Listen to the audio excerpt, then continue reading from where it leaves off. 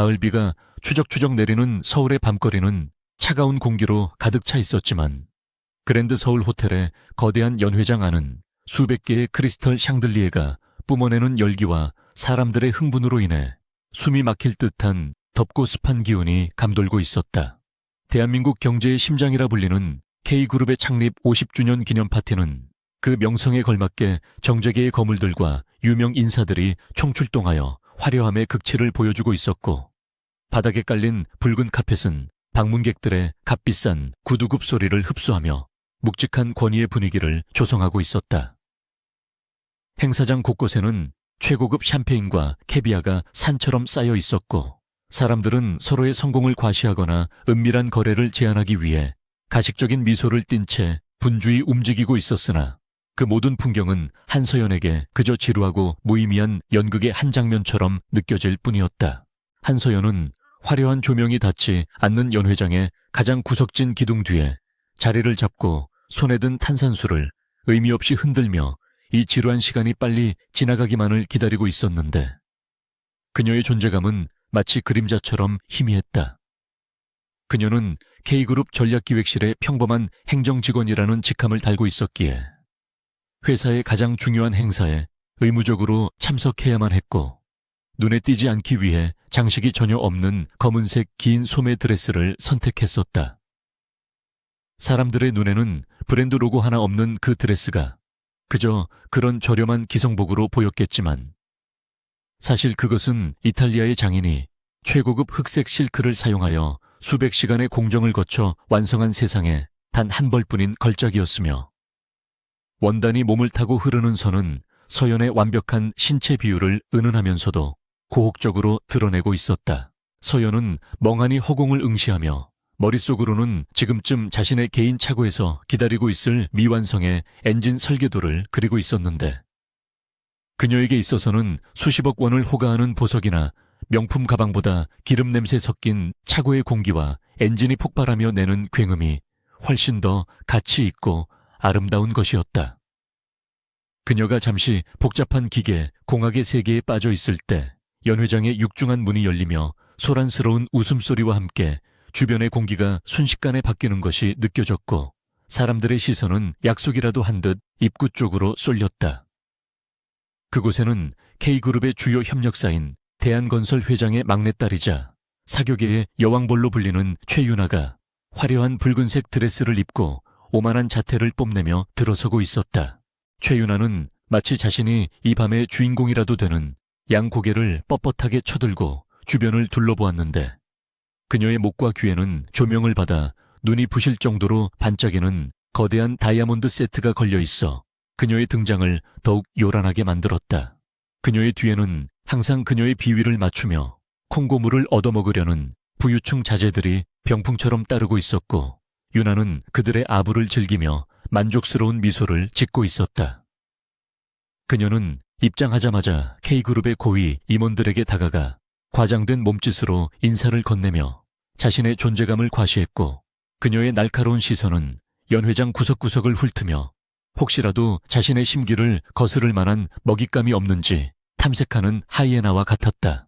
운명의 장난처럼 윤아의 시선이 구석에 조용히 서 있는 서연에게 멈췄을 때 그녀의 입계는 비릿하고 잔인한 미소가 번졌는데 그녀는 평소 회사에서 자신의 사적인 심부름을 규정 위반이라며 단호하게 거절했던 서연을 눈엣 가시처럼 여기고 있었다.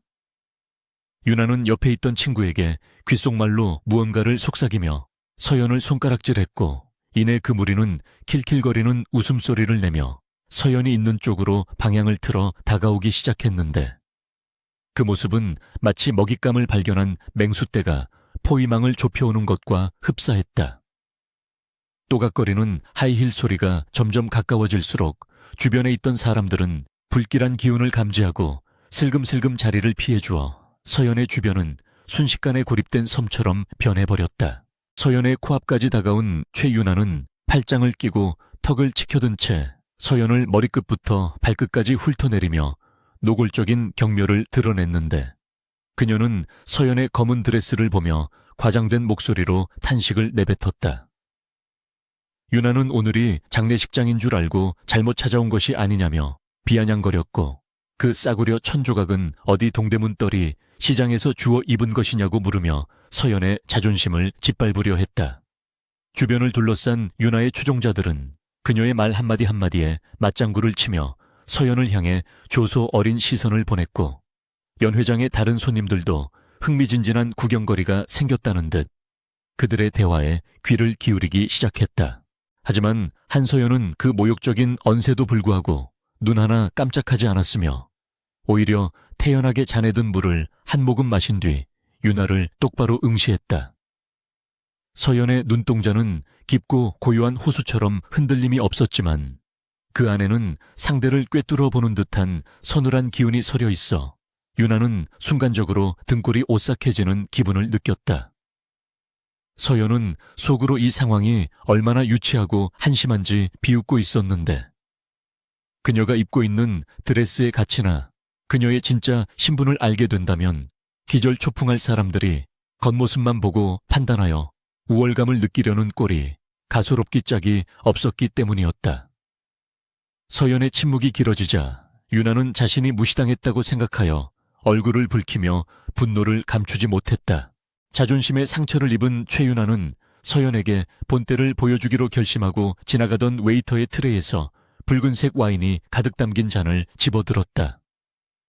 그녀는 교활한 눈빛으로 서연을 노려보며 짐짓 실수인 척 비틀거리는 연기를 했고 손에 들고 있던 와인잔을 서연의 가슴팍을 향해 거칠게 내던지듯 쏟아부었다.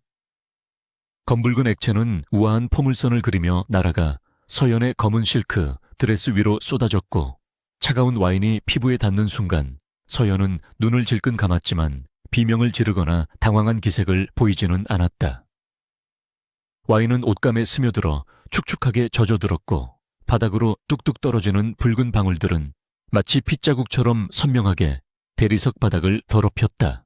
연 회장은 일순간 찬물을 끼얹은 듯 정적에 휩싸였고 음악 소리마저 멈춘 듯한 착각이 들 정도로 고요해졌는데 모든 이들의 시선이 흠뻑 젖은 채 서 있는 서연과 빈 잔을 들고 의기양양하게 서 있는 윤아에게 집중되었다. 사람들은 서연이 울음을 터뜨리거나 화를 내며 달려들 것이라고 예상했지만 서연은 천천히 눈을 뜨고 자신의 젖은 옷을 내려다본 뒤 품에서 하얀 손수건을 꺼내 닦아내기 시작했다. 그녀의 손놀림은 너무나도 침착하고 우아해서 마치 미리 준비된 연극의 한 장면을 보는 것 같았고 그 기품 있는 모습은 가해자인 윤아를 오히려 초라하고 천박하게 보이게 만들었다. 2층 VIP 테라스에서 이 모든 광경을 지켜보고 있던 K그룹의 젊은 CEO 강민혁은 난간을 잡은 손에 힘을 주며 눈을 가늘게 떴다. 그는 평소 사교계의 가식적인 웃음과 뻔한 아부들의 염증을 느끼고 있었기에 파티장 구석에서 홀로 술을 마시고 있었는데 우연히 목격한 이 흥미로운 사건이 그의 지루함을 단번에 날려버렸다. 민혁은 저 여직원이 보여주는 비현실적인 침착함과 압도적인 분위기에 강한 호기심을 느꼈고 그녀가 뿜어내는 아우라는 결코 평범한 회사원의 것이 아니라는 것을 직감적으로 알아차렸다. 그는 비서에게 손짓하여 그녀의 신상 명세를 즉시 파악하라고 지시하면서도 시선은 한순간도 서연에게서 떼지 않았다. 손수건으로 대충 물기를 닦아낸 서연은 고개를 들어 윤아를 정면으로 바라보았는데 그녀의 눈빛은 이전보다 훨씬 더 차갑고 날카롭게 빛나고 있었다. 서연은 낮지만 또렷한 목소리로 최윤아 이사님의 실수로 인해 최고급 빈티지 와인이 바닥에 버려진 것이 안타깝다고 말문을 열었다. 이어 그녀는 옷에 묻은 얼룩은 세탁하면 지워지지만 사람의 인격에 묻은 천박함과 오만함은 아무리 비싼 돈을 들여도 씻어낼 수 없는 법이라며 조용히 일침을 가했다. 서연의 말은 구구절절 옳은 말이었기에 주변 사람들은 숨을 죽인 채 그녀의 대담함에 경악하면서도 내심 통쾌함을 느꼈다. 최윤아는 서연의 예상치 못한 방역에 말문이 막혀 입을 뻐끔거렸고 얼굴은 수치심과 분노로 인해 터질 듯이 붉게 달아올랐다.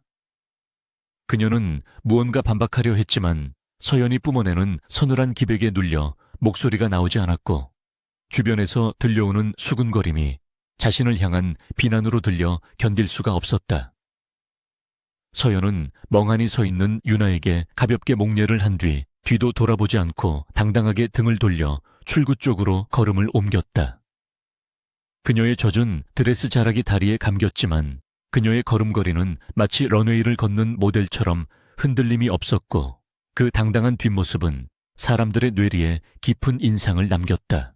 호텔 로비를 지나 회전문을 밀고 밖으로 나오자 차가운 가을비가 서연의 뜨거워진 얼굴을 식혀주었고 빗줄기 사이로 보이는 서울의 야경은 화려하지만 쓸쓸해 보였다. 서연은 깊은 숨을 들이마시며 폐부 깊숙이 들어오는 차가운 공기를 느꼈고 방금 전까지 있었던 불쾌한 일들을 머릿속에서 지워버리려 노력했다. 그녀는 주머니 속에 손을 넣어 차가운 금속성의 물체를 만지작거렸는데 그것은 그녀의 진짜 모습을 깨우는 열쇠이자 유일한 해방구인 슈퍼카 에테르 팬텀의 시동키였다. 발렛 파킹 요원이 우산을 들고 다가와 택시를 불러드릴지 물었지만 서연은 고개를 저으며 괜찮다고 짧게 대답했다. 그녀의 시선은 주차장 가장 안쪽 일반 차량과는 격리된 VIP 전용 구역에 세워져 있는 검은색의 매끄러운 실루엣을 향해 있었고 그녀가 주머니 속의 버튼을 누르자 어둠 속에서 맹수의 으르렁거림과 같은 중저음의 배기음이 울려 퍼지며 잠들어 있던 괴물이 깨어났다. 헤드라이트가 번쩍이며 빗줄기를 가르고 그 강렬한 빛은 서연의 얼굴을 비추며 그녀의 눈동자에 맺힌 야망과 결의를 드러냈다. 서연은 빗속을 걸어 차 문을 열고 운전석에 앉았고 익숙한 가죽 시트의 감촉과 스티어링 휠의 무게감이 그녀에게 안도감을 주었다. 그녀는 룸미러를 통해 자신의 모습을 잠시 바라보다가 젖은 머리카락을 쓸어 넘기며 입가에 희미한 미소를 지었다. 이제 지루한 연극은 끝났고 진짜 한서연의 시간이 시작될 차례였다. 그녀는 기어를 넣고 엑셀러레이터를 밟았고 거대한 엔진 소리와 함께 검은색 슈퍼카는 빗물이 고인 아스팔트 위를 미끄러지듯 질주하며 어둠 속으로 사라져버렸다. 호텔 밖으로 나오자 쏟아지는 빗줄기는 더욱 거세져 있었고 검은 아스팔트 위로 떨어지는 빗방울들은 네온사인의 불빛을 반사하며 마치 도시 전체가 물에 잠긴 듯한 착각을 불러일으키고 있었는데 그 차가운 풍경은 한서연의 뜨겁게 달아오른 심장을 식혀주기에 충분했다. 호텔 입구의 발레 파킹 대기 장소는 이미 파티를 마치고 돌아가려는 귀빈들로 북적이고 있었고 최고급 세단과 스포츠카들이 꼬리에 꼬리를 물고 들어오며 내뿜는 배기가스와 열기가 빗물과 섞여 묘한 안개를 만들어내고 있었다. 서연은 화려한 드레스를 입은 사람들 무리에서 조금 떨어져 나와 기둥 옆에 조용히 서 있었는데 그녀의 젖은 머리카락과 드레스는 초라해 보일 수도 있었지만 그녀가 뿜어내는 고고한 기운은 그 누구도 쉽게 말을 걸 수 없게 만드는 보이지 않는 장벽을 형성하고 있었다. 그때 회전문을 밀고 나온 최윤아가 특유의 카랑카랑한 목소리로 수행원들에게 무언가를 지시하며 등장했고 그녀의 시선은 곧바로 구석에 서 있는 서연을 찾아내어 꽂혔는데 그녀의 눈에는 아까의 수치심을 만회하려는 듯한 도끼가 서려 있었다. 윤아는 일부러 서연이 들으라는 듯 큰 목소리로 자신의 새 차가 얼마나 비싸고 구하기 힘든 모델인지 떠벌리기 시작했고 그녀의 추종자들은 과장된 감탄사를 연발하며 그녀의 기분을 맞추느라 여념이 없었다. 윤아는 서연에게 다가와 아직도 집에 가지 않았냐며 혹시 버스비가 없어서 그러는 거라면 적선해 줄 수도 있다는 모욕적인 언사를 서슴지 않았고 주변 사람들은 그 상황을 흥미진진하게 지켜보며 킥킥거렸다. 서연은 윤아의 유치한 도발에 대꾸할 가치조차 느끼지 못했기에 그저 무표정한 얼굴로 전광판에 표시되는 차량 호출 번호를 바라보고 있었지만 속으로는 이 소모적인 상황이 빨리 끝나기만을 바라고 있었다. 곧이어 윤아의 호출 번호가 뜨자 굉음과 함께 샛노란 색상의 이탈리아제 스포츠카가 미끄러지듯 들어왔고 윤아는 의기양양한 표정으로 사람들의 부러움 섞인 시선을 즐기며 차 쪽으로 걸어갔다. 그녀는 운전석에 앉기 전 서연을 돌아보며 자신의 차 배기구 냄새라도 맡으며 집에 걸어가라는 악담을 퍼부었고 엔진을 크게 공회전시켜 요란한 소리를 내며 위협적인 분위기를 조성했다. 바로 그 순간 호텔 진입로 저편에서부터 지금까지 들어본 적 없는 묵직하고도 위압적인 엔진 소리가 들려오기 시작했는데 그것은 일반적인 스포츠카의 날카로운 배기음과는 차원이 다른 마치 거대한 맹수가 목구멍 깊은 곳에서 그르렁거리는 듯한 저음의 진동이었다. 사람들의 시선이 자연스럽게 소리가 나는 쪽으로 쏠렸고 빗줄기를 뚫고 나타난 차량의 실루엣은 모두의 숨을 멎게 만들 만큼 압도적이었는데 그것은 마치 미래의 전장에서 막 튀어나온 듯한 무광블랙의 차체와 날카로운 직선들이 조화를 이룬 기이하고도 아름다운 형상이었다. 차체를 낮게 깐 그 괴물 같은 자동차는 바닥에 고인 빗물을 양옆으로 가르며 미끄러지듯 대기 장소로 들어왔고 그 존재감만으로도 주변의 공기를 무겁게 짓눌러 버렸다. 최윤아마저 차에 타려던 동작을 멈추고 멍하니 그 차를 바라보았는데 자동차 마니아들 사이에서도 전설로만 전해지는 에테르 팬텀의 실물을 눈앞에서 보게 될 줄은 꿈에도 몰랐기 때문이었다. 전 세계에 단 5대만 존재한다는 그 차는 돈이 있다고 해서 살 수 있는 물건이 아니었으며 소유주의 신원조차 철저히 베일에 쌓여있는 신비의 명차였다. 사람들은 웅성거리며 저 차의 주인이 누구일지 추측하기 시작했고 대부분은 K그룹의 회장이나 국빈급 VIP일 것이라고 생각하며 경외 어린 눈빛을 보냈다. 유나는 본능적으로 자신의 노란색 스포츠카가 저 압도적인 검은 차 앞에서는 장난감처럼 초라해 보인다는 사실을 깨닫고 질투심에 입술을 깨물었다. 발레 파킹 요원은 긴장한 표정이 역력한 채 조심스럽게 차를 몰아 대기장소 중앙으로 들어왔고 사람들은 자연스럽게 길을 터주며 그 신비로운 차의 주인이 나타나기를 기다렸다. 놀랍게도 그 차는 최윤아의 차 바로 뒤에 멈춰 섰고 요원은 차에서 내려 깍듯하게 허리를 숙여 인사를 한 뒤 누군가를 향해 차 키를 내밀었다. 모든 이들의 시선이 요원의 손끝을 따라 이동했고 그 끝에 서 있는 사람은 다름 아닌 젖은 드레스를 입고 구석에 서 있던 한서연이었다. 순간 정적만이 감돌았고 사람들은 자신의 눈을 의심하며 헛것을 본 것이 아닌가 싶어 눈을 비비거나 옆 사람을 쳐다보며 당혹감을 감추지 못했다.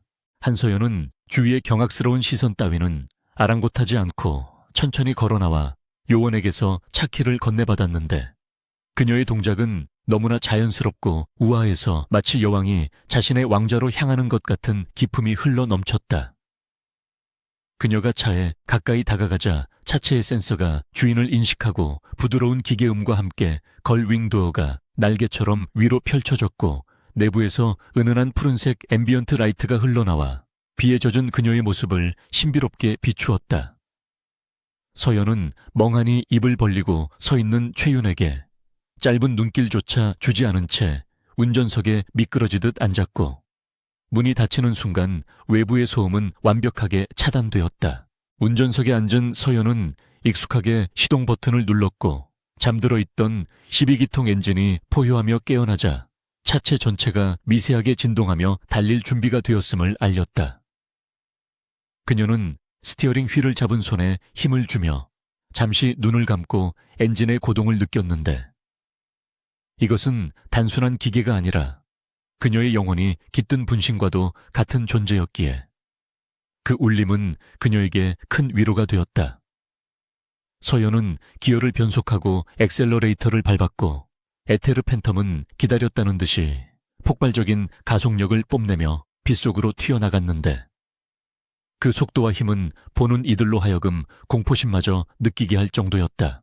순식간에 시야에서 사라진 서연의 차를 보며 최윤아는 다리에 힘이 풀려 주저앉을 뻔했고 그녀의 얼굴은 하얗게 질려 있었는데 자신이 방금 누구를 건드린 것인지 도저히 가늠조차 할 수 없었기 때문이었다. 주변 사람들 역시 충격에서 헤어나오지 못한 채 서로 얼굴만 쳐다보며 웅성거리고 있었고 방금 전까지 서연을 비웃던 그들의 입에서는 이제 탄식과 두려움이 섞인 말들만이 흘러나왔다. 평범한 말단 직원이 전설적인 슈퍼카의 주인이라는 사실은 그들의 상식으로는 도저히 이해할 수 없는 미스터리였고, 이 사건은 삽시간에 파티장에 퍼져나가며 온갖 추측을 낳기 시작했다. 한편 뒤늦게 로비로 나온 강민혁은 서연이 에테르 팬텀을 타고 사라지는 마지막 장면을 목격하고는 믿을 수 없다는 듯 헛웃음을 터뜨렸는데, 그는 자동차 애호가로서 그 차의 가치를 누구보다 잘 알고 있었기 때문이었다. 그는 단순한 부자가 아니라 자동차 공학에 대한 깊은 이해와 열정이 없으면 소유할 수 없는 그 차를 자신의 회사 여직원이 몰고 있다는 사실에 큰 충격을 받았다. 민혁은 서연에 대한 호기심이 걷잡을 수 없이 커지는 것을 느끼며 곧바로 대기하고 있던 자신의 세단에 올라탔고, 비서에게 당장 한서연의 모든 배경을 조사하라고 다급하게 지시했다. 민혁의 차가 서연의 뒤를 쫓아 호텔을 빠져나갔지만 이미 빗줄기 속으로 사라진 검은 괴물은 흔적조차 찾을 수 없었고, 젖은 도로 위에는 타이어 자국만이 선명하게 남아있었다. 차 안에서 민혁은 태블릿 PC를 통해 인사팀 데이터베이스에 접속하여 한서연의 인사기록 카드를 띄웠지만 화면에 나타난 정보는 지극히 평범하고 일반적인 내용들 뿐이었고, 특이사항이라고는 찾아볼 수 없는 모범생의 기록 그 자체였다. 하지만 민혁의 직감은 이 기록들이 조작되었거나 혹은 빙산의 일각에 불과하다는 것을 강력하게 경고하고 있었고, 그는 더 깊은 곳에 숨겨진 진실을 파헤치기 위해 정보팀장에게 직접 전화를 걸었다. 전화를 받은 정보팀장은 늦은 밤 CEO의 직접적인 지시에 당황하면서도 신속하게 한서연에 대한 심층 조사를 시작하겠다고 보고했지만, 잠시 후 들려온 그의 목소리는 당혹감으로 떨리고 있었다. 팀장은 한서연의 주민등록번호를 제외한 나머지 개인정보와 금융기록, 그리고 가족관계에 대한 모든 데이터가 국가정보원 수준의 최고 등급 보안으로 잠겨 있어 접근 자체가 불가능하다고 보고했다. 심지어 해킹을 시도할 경우 역추적을 당해 회사의 전산망이 마비될 수도 있다는 경고 메시지가 떴다는 말에 민혁은 등골이 서늘해지는 것을 느끼며 전화기를 꽉 움켜쥐었다. 도대체 평범한 회사원으로 위장하고 있는 이 여자의 정체는 무엇이며 왜 이런 거대한 힘을 숨기고 K그룹의 말단 직원으로 일하고 있는 것인지 민혁의 머릿속은 수만 가지 의문으로 복잡해졌다. 그는 창밖으로 세차게 내리는 비를 바라보며 이 수수께끼를 풀지 않고서는 견딜 수 없을 것 같은 강렬한 승부욕을 느꼈고, 이것은 단순한 호기심을 넘어선 어떤 운명적인 끌림처럼 그를 자극했다.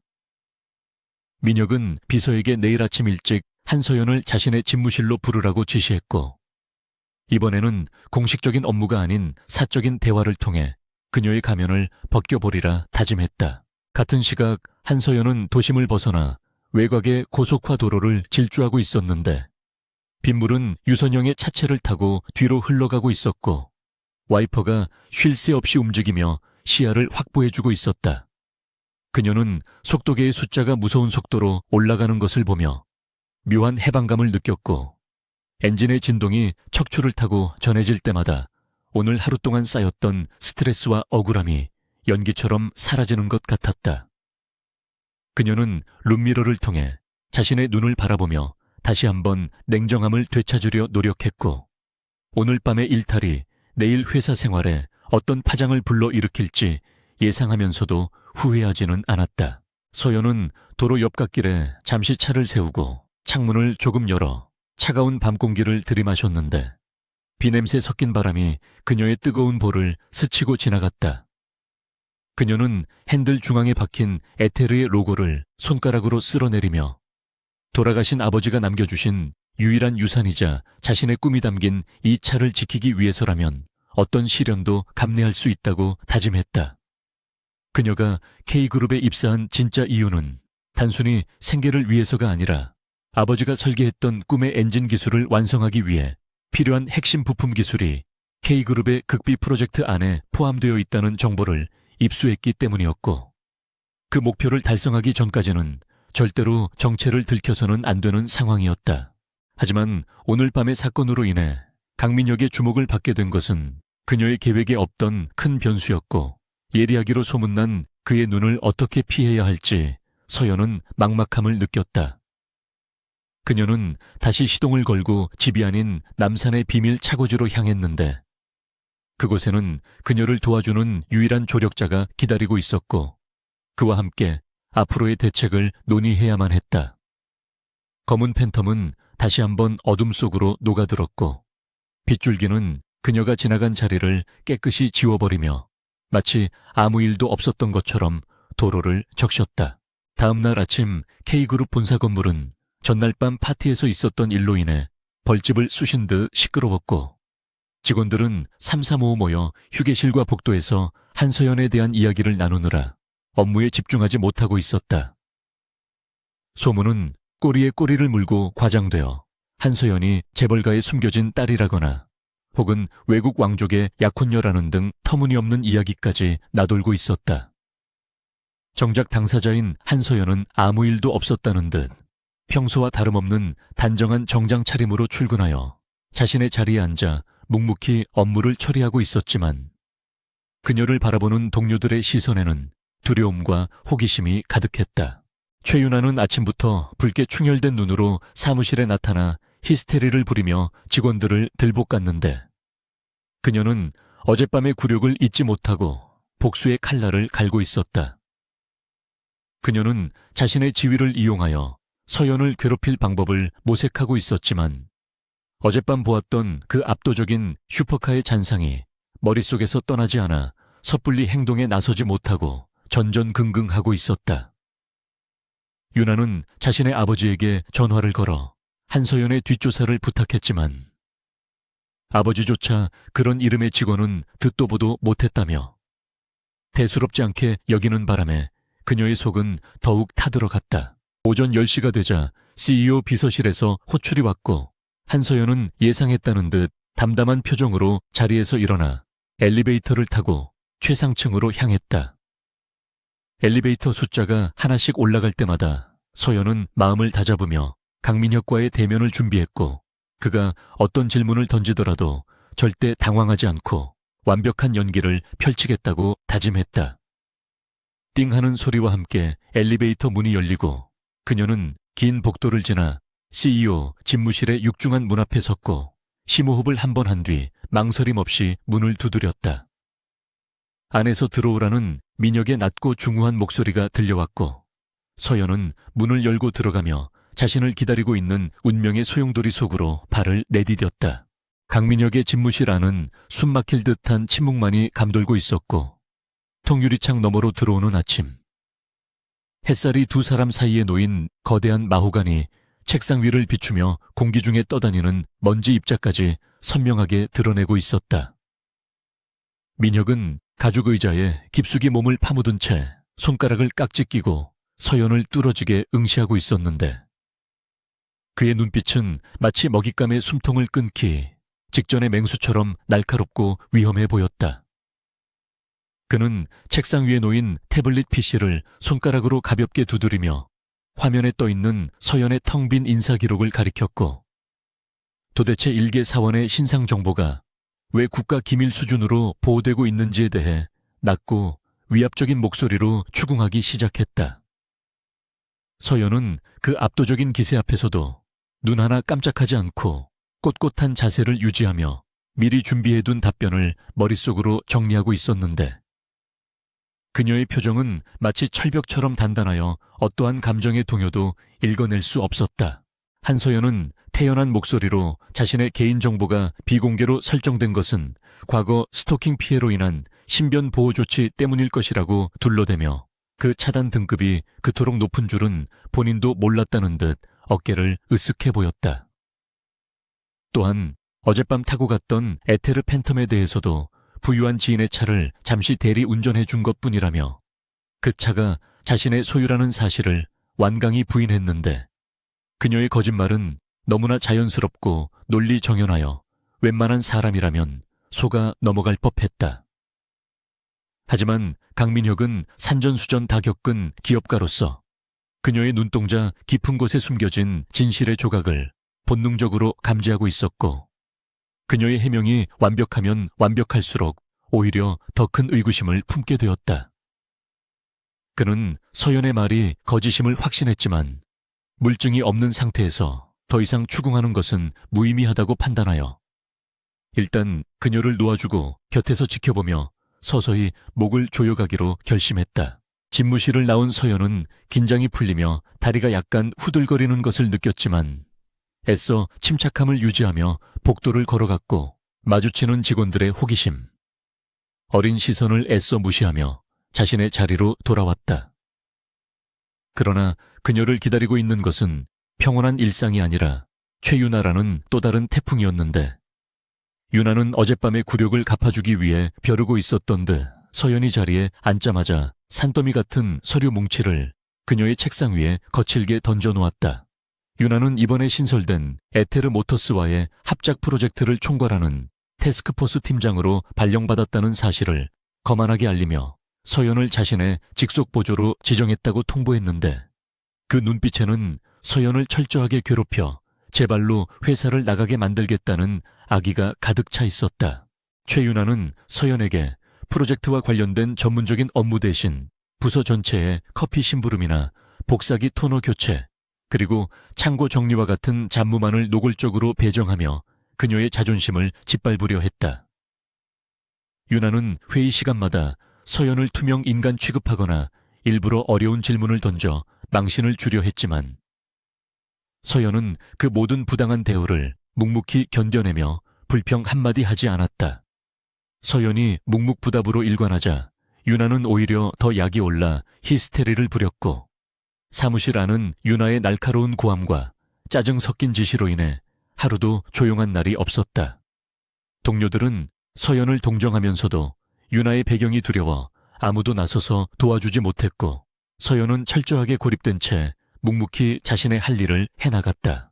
그러던 어느 날 밤 야근을 하던 서연은 텅 빈 사무실에 홀로 남아 에테르 모터스에 제안할 신형 엔진 디자인의 초안을 무의식적으로 스케치북에 그리고 있었는데 그것은 그녀가 오랫동안 구상해온 혁신적인 공기 역학 디자인이었다. 그녀는 연필 끝에서 피어나는 선 하나하나에 집중하며 시간 가는 줄 모르고 몰입했고 종이 위에는 기존의 상식을 뛰어넘는 파격적이고 아름다운 자동차의 형상이 구체화되고 있었다.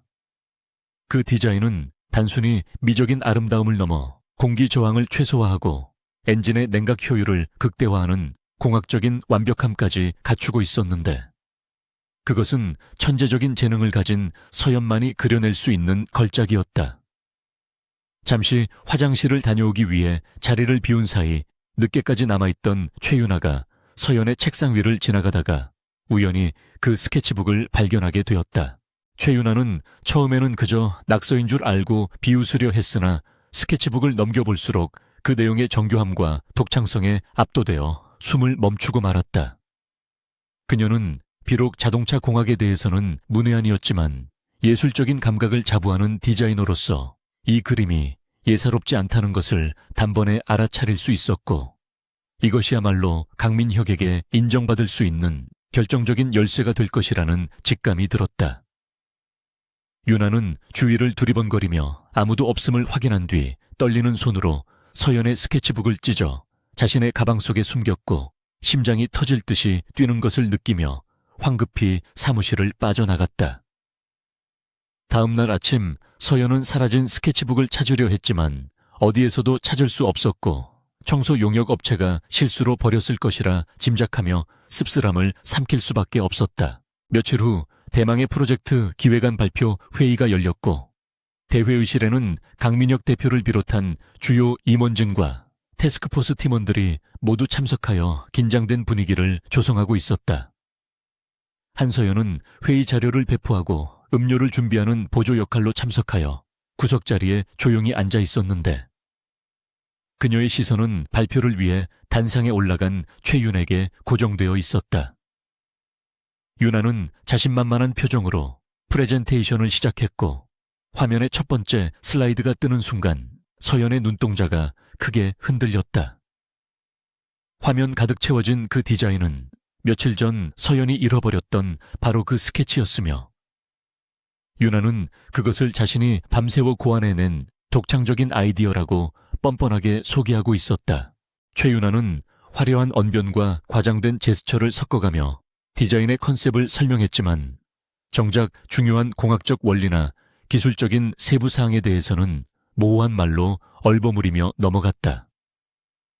임원들은 화려한 그래픽과 유나의 자신감 넘치는 태도에 현혹되어 고개를 끄덕이며 감탄사를 연발했지만 단 한 사람 강민형만은 차가운 표정으로 화면을 응시하며 미동조차 하지 않았다. 그는 자동차에 대한 깊은 조예를 바탕으로 그 디자인이 유나의 얄팍한 지식으로는 도저히 나올 수 없는 수준이라는 것을 간파하고 있었고, 특히 곡선의 흐름과 공기 흡입구의 배치는 에테르 모터스의 고유한 설계 철학과 놀랍도록 닮아있다는 점에 주목했다. 발표가 끝나고 질의응답 시간이 되자 강민혁은 천천히 마이크를 잡고 유나를 향해 날카로운 질문을 던지기 시작했다. 그는 디자인의 미적인 부분 대신 엔진룸의 열 배출 구조와 다운포스 생성 원리에 대한 구체적인 수치를 물었고, 예상치 못한 기술적인 질문에 당황한 유나는 식은땀을 흘리며 횡설수설하기 시작했다. 유나는 그저 디자인적인 요소일 뿐이라며 얼버무리려 했지만 민혁은 집요하게 파고들며 그 설계가 의도한 공기역학 계수가 얼마인지 정확한 답변을 요구했다. 유나의 얼굴은 하얗게 질려갔고 회의실 안은 숨막히는 정적에 휩싸였으며 임원들은 대표의 날 선반응에 눈치만 살피고 있었다. 그때 강민혁의 시선이 회의실 구석에 앉아있던 한서연에게로 향했는데 그는 서연이 유나의 공연을 보며 통쾌해하기는커녕 안타까운 표정으로 입술을 깨물고 있는 것을 발견했다.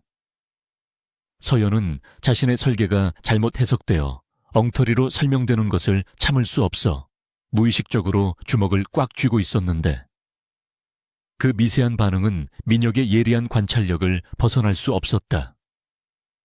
민혁은 직감적으로 저 디자인의 진짜 주인이 누구인지 깨달았고 유나를 향한 질문을 멈추고는 서늘한 목소리로 회의를 잠시 중단하겠다고 선언했다.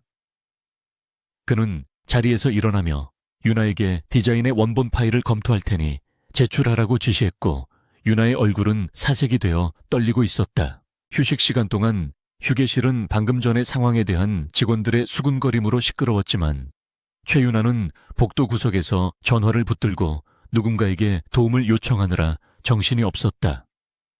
그녀는 외부의 디자인 업체에 급히 연락하여 방금 발표한 디자인에 맞는 가짜 기술 데이터를 만들어달라고 윽박지르고 있었지만 촉박한 시간 안에 완벽한 데이터를 만들어내는 것은 불가능에 가까웠다.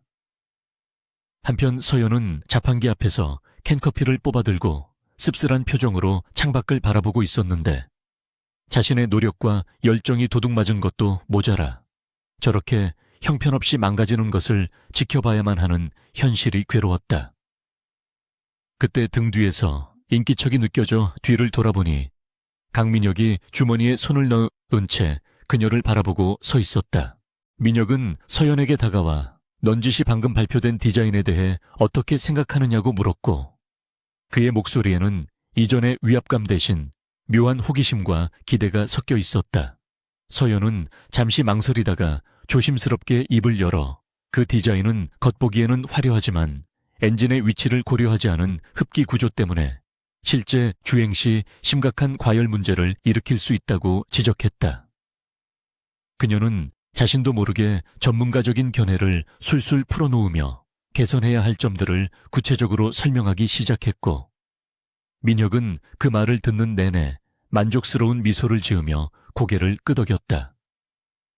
서연은 뒤늦게 자신의 실수를 깨닫고 입을 다물었지만 민혁은 이미 확신에 찬 눈빛으로 그녀를 바라보고 있었다. 다시 회의가 재개되었을 때 강민혁은 유나에게 추가적인 질문을 하는 대신 이번 프로젝트의 성공을 위해서는 디자인팀뿐만 아니라 기술 지원팀의 협력이 절대적으로 필요하다고 강조하며 특별 지시를 내렸다. 그는 모두가 보는 앞에서 한서연 사원을 이번 프로젝트의 기술 자문으로 임명한다고 선언했고 이 파격적인 결정에 회의실은 충격에 휩싸여 술렁거렸다. 최유나는 경악하여 자리에서 벌떡 일어나 반발하려 했지만 민혁의 차가운 눈빛에 기세가 눌려 다시 주저앉을 수밖에 없었다.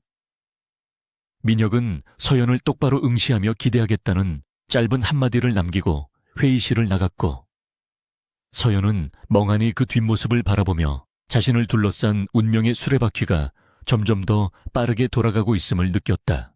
그날 오후 사무실의 분위기는 완전히 뒤집혀 있었고, 직원들은 서연을 대하는 태도가 눈에 띄게 조심스러워졌으며, 최윤아는 분노를 사귀지 못해 자신의 방에서 물건을 집어던지는 소리를 내고 있었다. 서연은 갑작스러운 승진과 책임감에 어깨가 무거웠지만, 한편으로는 자신의 능력을 제대로 발휘할 수 있는 기회가 왔다는 사실에 가슴 한구석에서 뜨거운 열정이 솟아오르는 것을 느꼈다. 그녀는 책상에 앉아 도둑맞은 스케치를 다시 복기하며 더욱 완벽한 설계도를 그리기 시작했고, 이번에는 누구에게도 빼앗기지 않으리라 다짐하며 펜 끝에 힘을 실었다. 퇴근 시간이 지나고 모두가 떠난 사무실에 홀로 남은 서연은 늦은 밤까지 작업에 몰두하고 있었는데, 창밖에는 비가 다시 내리기 시작하여 유리창을 두드리고 있었다. 그녀는 완성된 설계도를 바라보며 만족스러운 미소를 지었지만, 이 평화가 폭풍 전야의 고요함이라는 것을 본능적으로 알고 있었다. 최윤아가 이대로 물러설 리 없었고, 그녀의 뒤에는 거대 건설사를 소유한 아버지와 부패한 임원들이 버티고 있었기에 앞으로 닥쳐올 시련은 지금까지와는 비교도 안 될 만큼 혹독할 것이 분명했다. 하지만 서연은 더 이상 피하지 않기로 결심했고, 자신의 실력으로 그들의 콧대 높은 자존심을 꺾어놓겠다고 맹세했다. 그때 사무실 입구에서 구두굽 소리가 들려왔고, 서연이 고개를 들자 최윤아가 팔짱을 낀 채 표독스러운 표정으로 서연을 노려보고 있었다. 윤아는 서연에게 다가와 네가 무슨 수작을 부려 대표님의 환심을 샀는지는 모르겠지만 이 프로젝트는 내 것이라며 당장 기술 자문 자리에서 물러나지 않으면 회사 생활을 지옥으로 만들어주겠다고 협박했다. 서연은 천천히 자리에서 일어나 윤아와 눈을 맞추며 이 프로젝트는 실력으로 증명하는 자리이지 배경으로 쟁취하는 자리가 아니라고 차분하게 대꾸했다. 윤아는 서연의 당돌한 태도에 기가 막혀 말을 잇지 못하고 부들부들 떨다가 책상 위에 있던 서류들을 바닥으로 쓸어버리고는 씩씩거리며 나갔다. 서연은 바닥에 흩어진 서류들을 묵묵히 주워 담으며 마음을 가다듬었고, 이제 진짜 싸움이 시작되었음을 실감했다. 그녀는 핸드폰을 꺼내 에테르 모터스의 비밀 라인으로 메시지를 보냈고, K그룹과의 협상을 위한 준비를 서두르라고 지시했다. 그녀는 낮에는 K그룹의 대리 직급 직원으로, 밤에는 에테르 모터스의 CEO로서 이중생활을 완벽하게 수행하며 강민혁과 최윤아 그리고 K그룹 전체를 놀라게 할 거대한 반전을 준비하고 있었다. 빗줄기는 점점 더 거세지고 있었지만 서연의 눈빛은 그 어느 때보다 맑고 강인하게 빛나고 있었다. 다음날 아침 K그룹 본사 로비에는 에테르 모터스 측에서 보낸 공식 서한이 도착해 있었고, 그 내용은 K그룹과의 협력 조건으로 익명의 수석 엔지니어가 직접 참여하는 기술 검증 테스트를 요구한다는 것이었다. 이 소식은 순식간에 임원진에게 보고되었고, 강민혁은 이 요구가 한서연과 관련이 있을 것이라는 강한 확신을 가지게 되었다. 그는 서연을 다시 호출하여 이번 테스트에 동행할 것을 지시했고, 서연은 담담하게 그 지시를 받아들였다. 이제 무대는 서류가 오가는 회의실이 아니라 엔진 소리가 포효하는 서킷으로 옮겨질 예정이었고, 그곳에서 서연은 자신의 진정한 가치를 증명해 보여야만 했다. 서울 외곽의 깊은 산자락에 위치한 K그룹의 비밀 주행시험장은 아침부터 팽팽한 긴장감에 휩싸여 있었고, 간밤에 내린 비로 인해 검게 젖은 서킷의 아스팔트는 차가운 은회색 하늘 아래서 음산한 빛을 발하고 있었다. 이곳은 일반 지도에는 표시조차 되지 않는 보안구역으로 K그룹이 차세대 주력 사업으로 추진 중인 고성능 전기차 프로젝트의 프로토타입 테스트가 예정된 장소였으며, 트랙 주변에는 수십 명의 엔지니어와 임원들이 초조한 표정으로 도열해 있었다. 공기 중에는 젖은 흙내음과 함께 타이어 고무 타는 냄새, 그리고 고옥탕화 연료의 매캐한 향이 뒤섞여 있어 이곳이 속도와 위험이 공존하는 전장임을 실감케 했다. 한서연은 기술 자문이라는 직함이 적힌 임시 신분증을 목에 걸고 상황실 모니터 앞에 서 있었는데 그녀의 눈은 트랙의 노면 상태와 기상 데이터를 분석하느라 분주하게 움직이고 있었다. 그녀는 오늘 에테르 모터스와의 기술 제휴를 결정짓기 위한 최종 주행 테스트가 있다는 것을 알고 있었고 이 테스트의 결과에 따라 그녀가 밤낮으로 설계한 엔진 기술이 세상의 빛을 볼 수 있을지 아니면 영원히 사장될지가 판가름 나는 중요한 순간이었다. 하지만 그녀의 마음 한구석에는 불안한 예감이 검은 먹구름처럼 피어오르고 있었는데 그것은 아침부터 유난히 들뜬 표정으로 현장을 지휘하고 있는 최윤아의 태도 때문이었다. 최윤아는 화려한 레이싱 재킷과 타이트한 가죽 바지를 입고 마치 자신이 프로 레이서라도 되는 양피트 레인을 활보하고 있었는데 그녀의 곁에는 매수된 것으로 의심되는 정비팀장이 굽신거리며 따라다니고 있었다. 윤아는 서연이 있는 쪽을 힐끗 쳐다보며 의미심장한 미소를 지었고 그 웃음 뒤에 숨겨진 흉계가 무엇인지 서연은 직감적으로 경계태세를 갖추었다.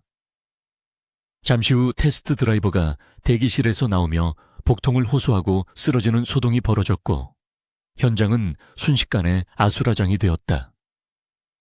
정해진 테스트 시간은 다가오는데 메인 드라이버가 주행이 불가능해진 상황은 K그룹 입장에서는 치명적인 악재였고 임원들은 발을 동동 구르며 당황했다. 이때를 기다렸다는 듯 최윤아가 앞으로 나서며 목소리를 높였는데 그녀는 대타를 구할 시간이 없으니 현장에 있는 사람 중에 운전이 가능한 사람이 대신해야 한다고 주장했다.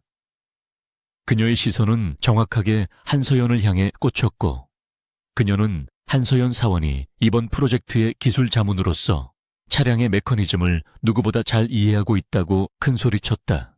윤아는 이론에만 밝은 척하지 말고 실전에서도 그 실력을 증명해 보이라며 서연을 몰아세웠고 이는 서연이 운전에 서툴 것이라 확신하고 공개적인 망신을 주거나 사고를 유도하려는 명백한 함정이었다. 서연이 머뭇거리는 듯한 모습을 보이자 윤아는 겁쟁이라며 비아냥거렸고 주변의 임원들도 달리 대안이 없자 서연에게 기대를 거는 눈빛을 보냈다. 강민혁은 팔짱을 낀 채 이 상황을 지켜보고 있었는데 그는 윤아의 뻔한 수작을 간파하고 있었지만 서연이 이 위기를 어떻게 대처할지 궁금하여 침묵을 지키고 있었다. 그는 서연에게 다가와 정말 할 수 있겠느냐고 나지막이 물었고 서연은 민혁의 눈을 똑바로 바라보며 짧게 고개를 끄덕였다. 그녀는 피할 수 없는 싸움이라면 정면으로 돌파하는 것이 자신의 방식이었고 무엇보다 자신이 설계한 엔진이 다른 사람의 미숙한 운전으로 인해 평가절하되는 것을 용납할 수 없었다. 서연은 헬멧을 받아들고 피트에 정차되어 있는 프로토타입 차량 K1으로 다가갔는데 그 걸음걸이에는 비장함마저 감돌았다. K1은 아직 도색조차 되지 않은 카본 파이버 차체를 그대로 드러낸 거친 모습이었지만 그 안에 내재된 잠재력은 괴물과도 같았다. 서연은 운전석에 앉아 시트 포지션을 조정하고 스티어링 휠의 감촉을 확인했는데 핸들을 잡는 순간 그녀의 눈빛은 회사원의 차분함에서 레이서의 날카로운 야성으로 돌변했다.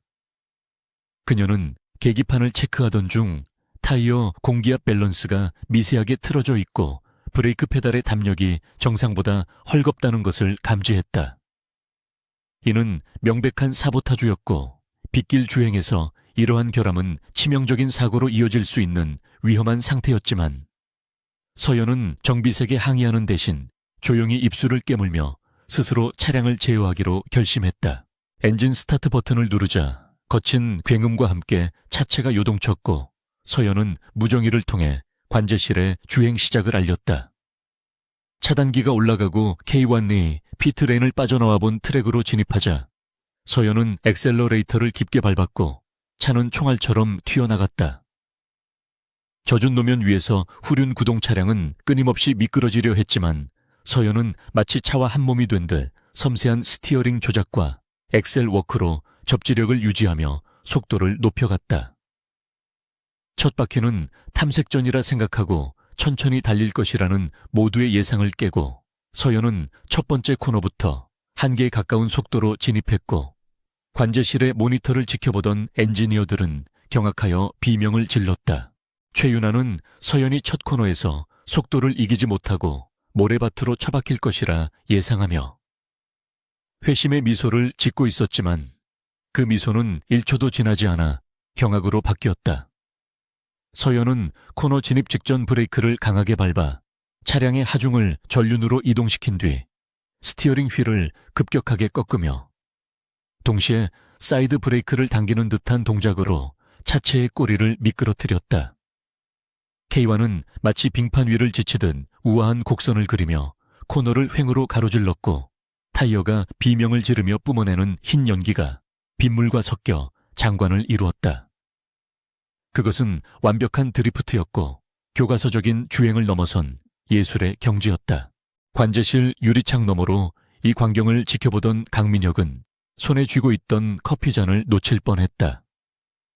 그는 자동차 마니아로서 수많은 레이스를 봐왔지만 젖은 노면에서 결함이 있는 프로토타입 차량으로 저토록 완벽한 제어력을 보여주는 드라이버는 본 적이 없었다.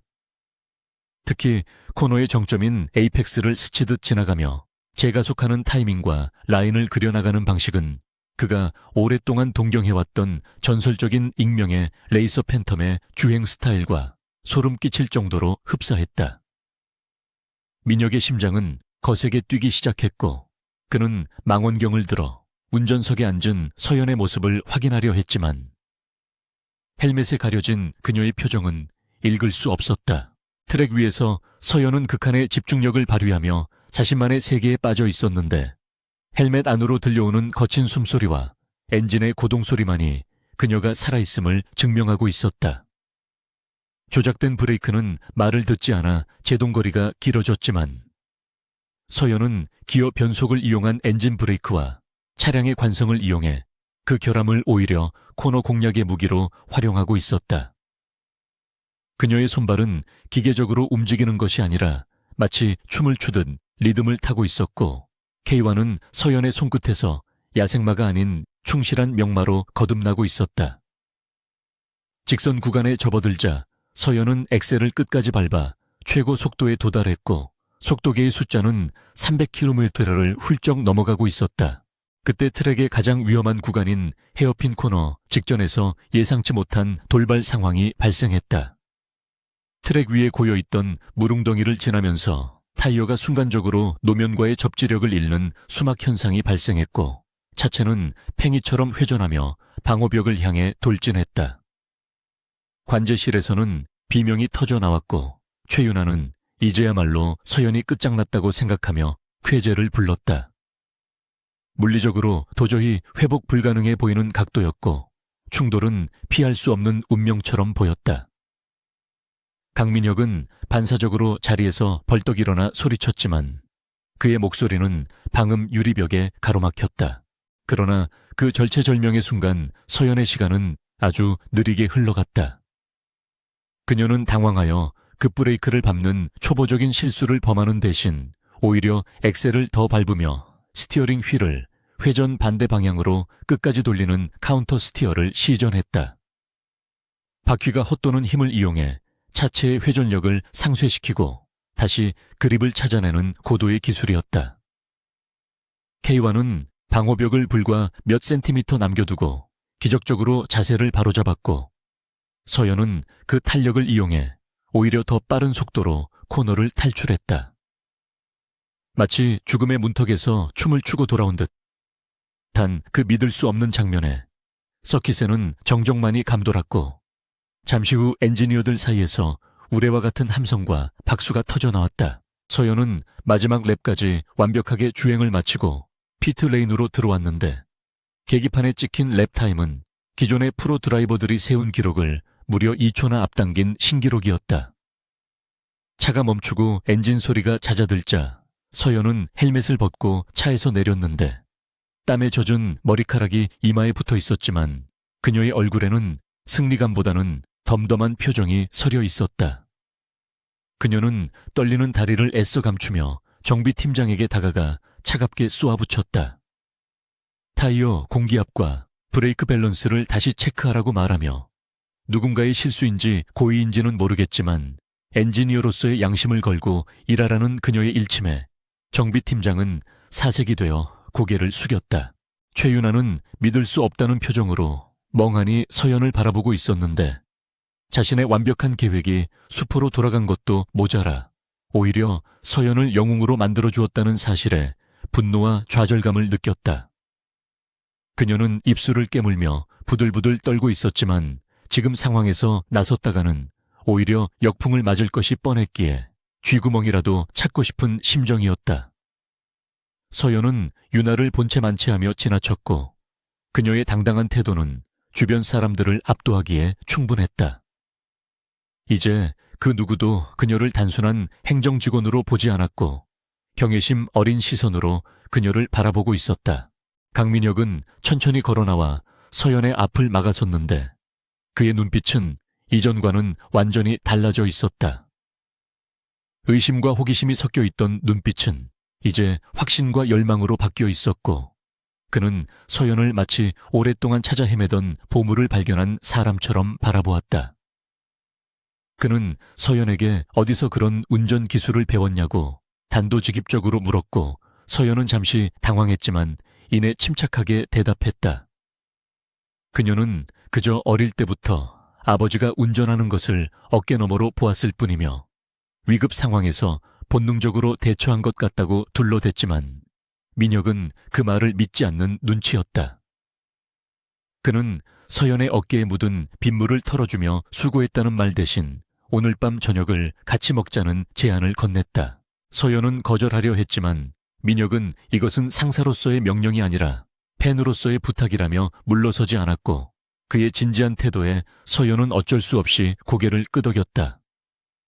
민혁은 뒤따라온 비서에게 최윤아 이사와 정비팀장에 대한 내부 감사를 즉시 착수하라고 차갑게 지시했고 그 말을 들은 윤아는 그 자리에서 다리가 풀려 주저앉고 말았다. 민혁은 서연을 자신의 차에 태우고 서킷을 빠져나갔고 백미러로 멀어지는 서킷을 바라보며 서연은 이제 자신의 정체를 숨기는 것이 한계에 다다랐음을 직감했다. 서울로 돌아오는 차 안에서 민혁은 운전대를 잡은 채 넌지시 에테르 모터스의 CEO에 대한 이야기를 꺼냈다. 그는 업계에 떠도는 소문에 의하면 에테르의 창립자는 여자이며 신출귀몰한 운전 실력을 가진 천재 엔지니어라고 하는데 혹시 아는 바가 있냐고 물었다. 서연은 심장이 철렁 내려앉았지만 창밖을 바라보며 자신은 그런 대단한 분과는 일면식도 없다고 시치미를 뗐다. 하지만 민혁은 의미심장한 미소를 지으며 언젠가 그분을 만나게 되면 꼭 한번 겨루어 보고 싶다는 말을 덧붙였고 서연은 유리창에 비친 민혁의 눈빛이 자신을 꿰뚫어 보고 있는 것 같아 손에 땀을 쥐었다. 저녁 식사 장소는 한강이 내려다 보이는 프라이빗 레스토랑이었고 두 사람은 마주 앉아 식사를 시작했지만 묘한 긴장감이 흐르고 있었다.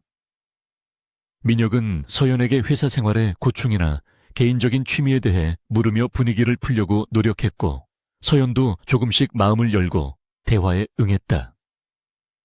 하지만 대화의 주제가 자동차와 엔진으로 넘어가자 두 사람의 눈빛은 열정으로 빛나기 시작했고 밤이 깊어가는 줄도 모르고 서로의 지식과 철학을 공유했다.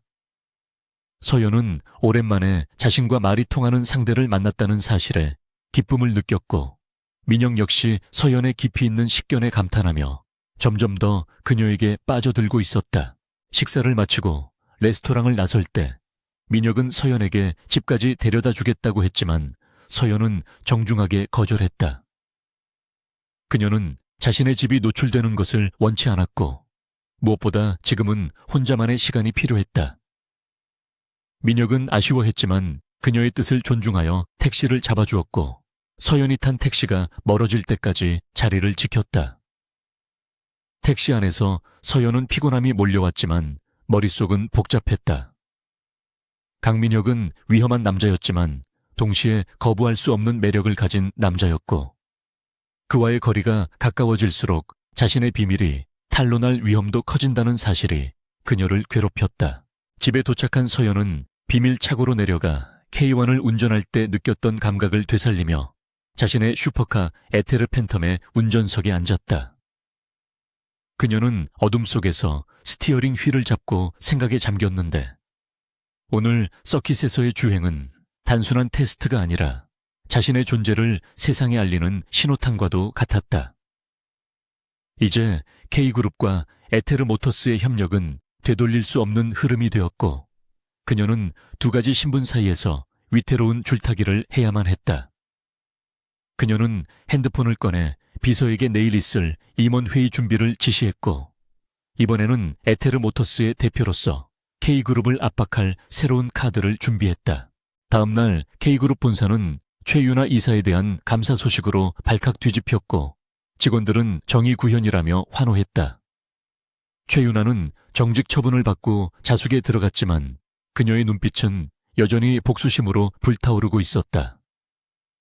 한편 강민혁은 서연을 자신의 직속 라인으로 승격시키고 에테르 모터스와의 협상을 전담하도록 지시했다.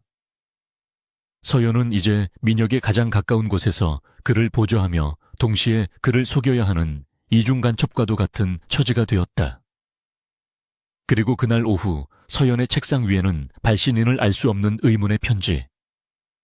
한 통이 놓여 있었는데 그 안에는 그녀가 에테르 팬텀을 타고 있는 사진과 함께 당신의 비밀을 알고 있다는 짧은 메시지가 적혀 있었다. 에테르 모테우스와의 역사적인 합작 계약 체결을 불과 일주일 앞둔 시점에서 K그룹 본사 건물에는 태풍 전야와도 같은 팽팽한 긴장감이 감돌고 있었는데 이는 단순한 비즈니스의 중압감이 아니라 보이지 않는 곳에서 꿈틀거리는 음모의 기운 때문이었다.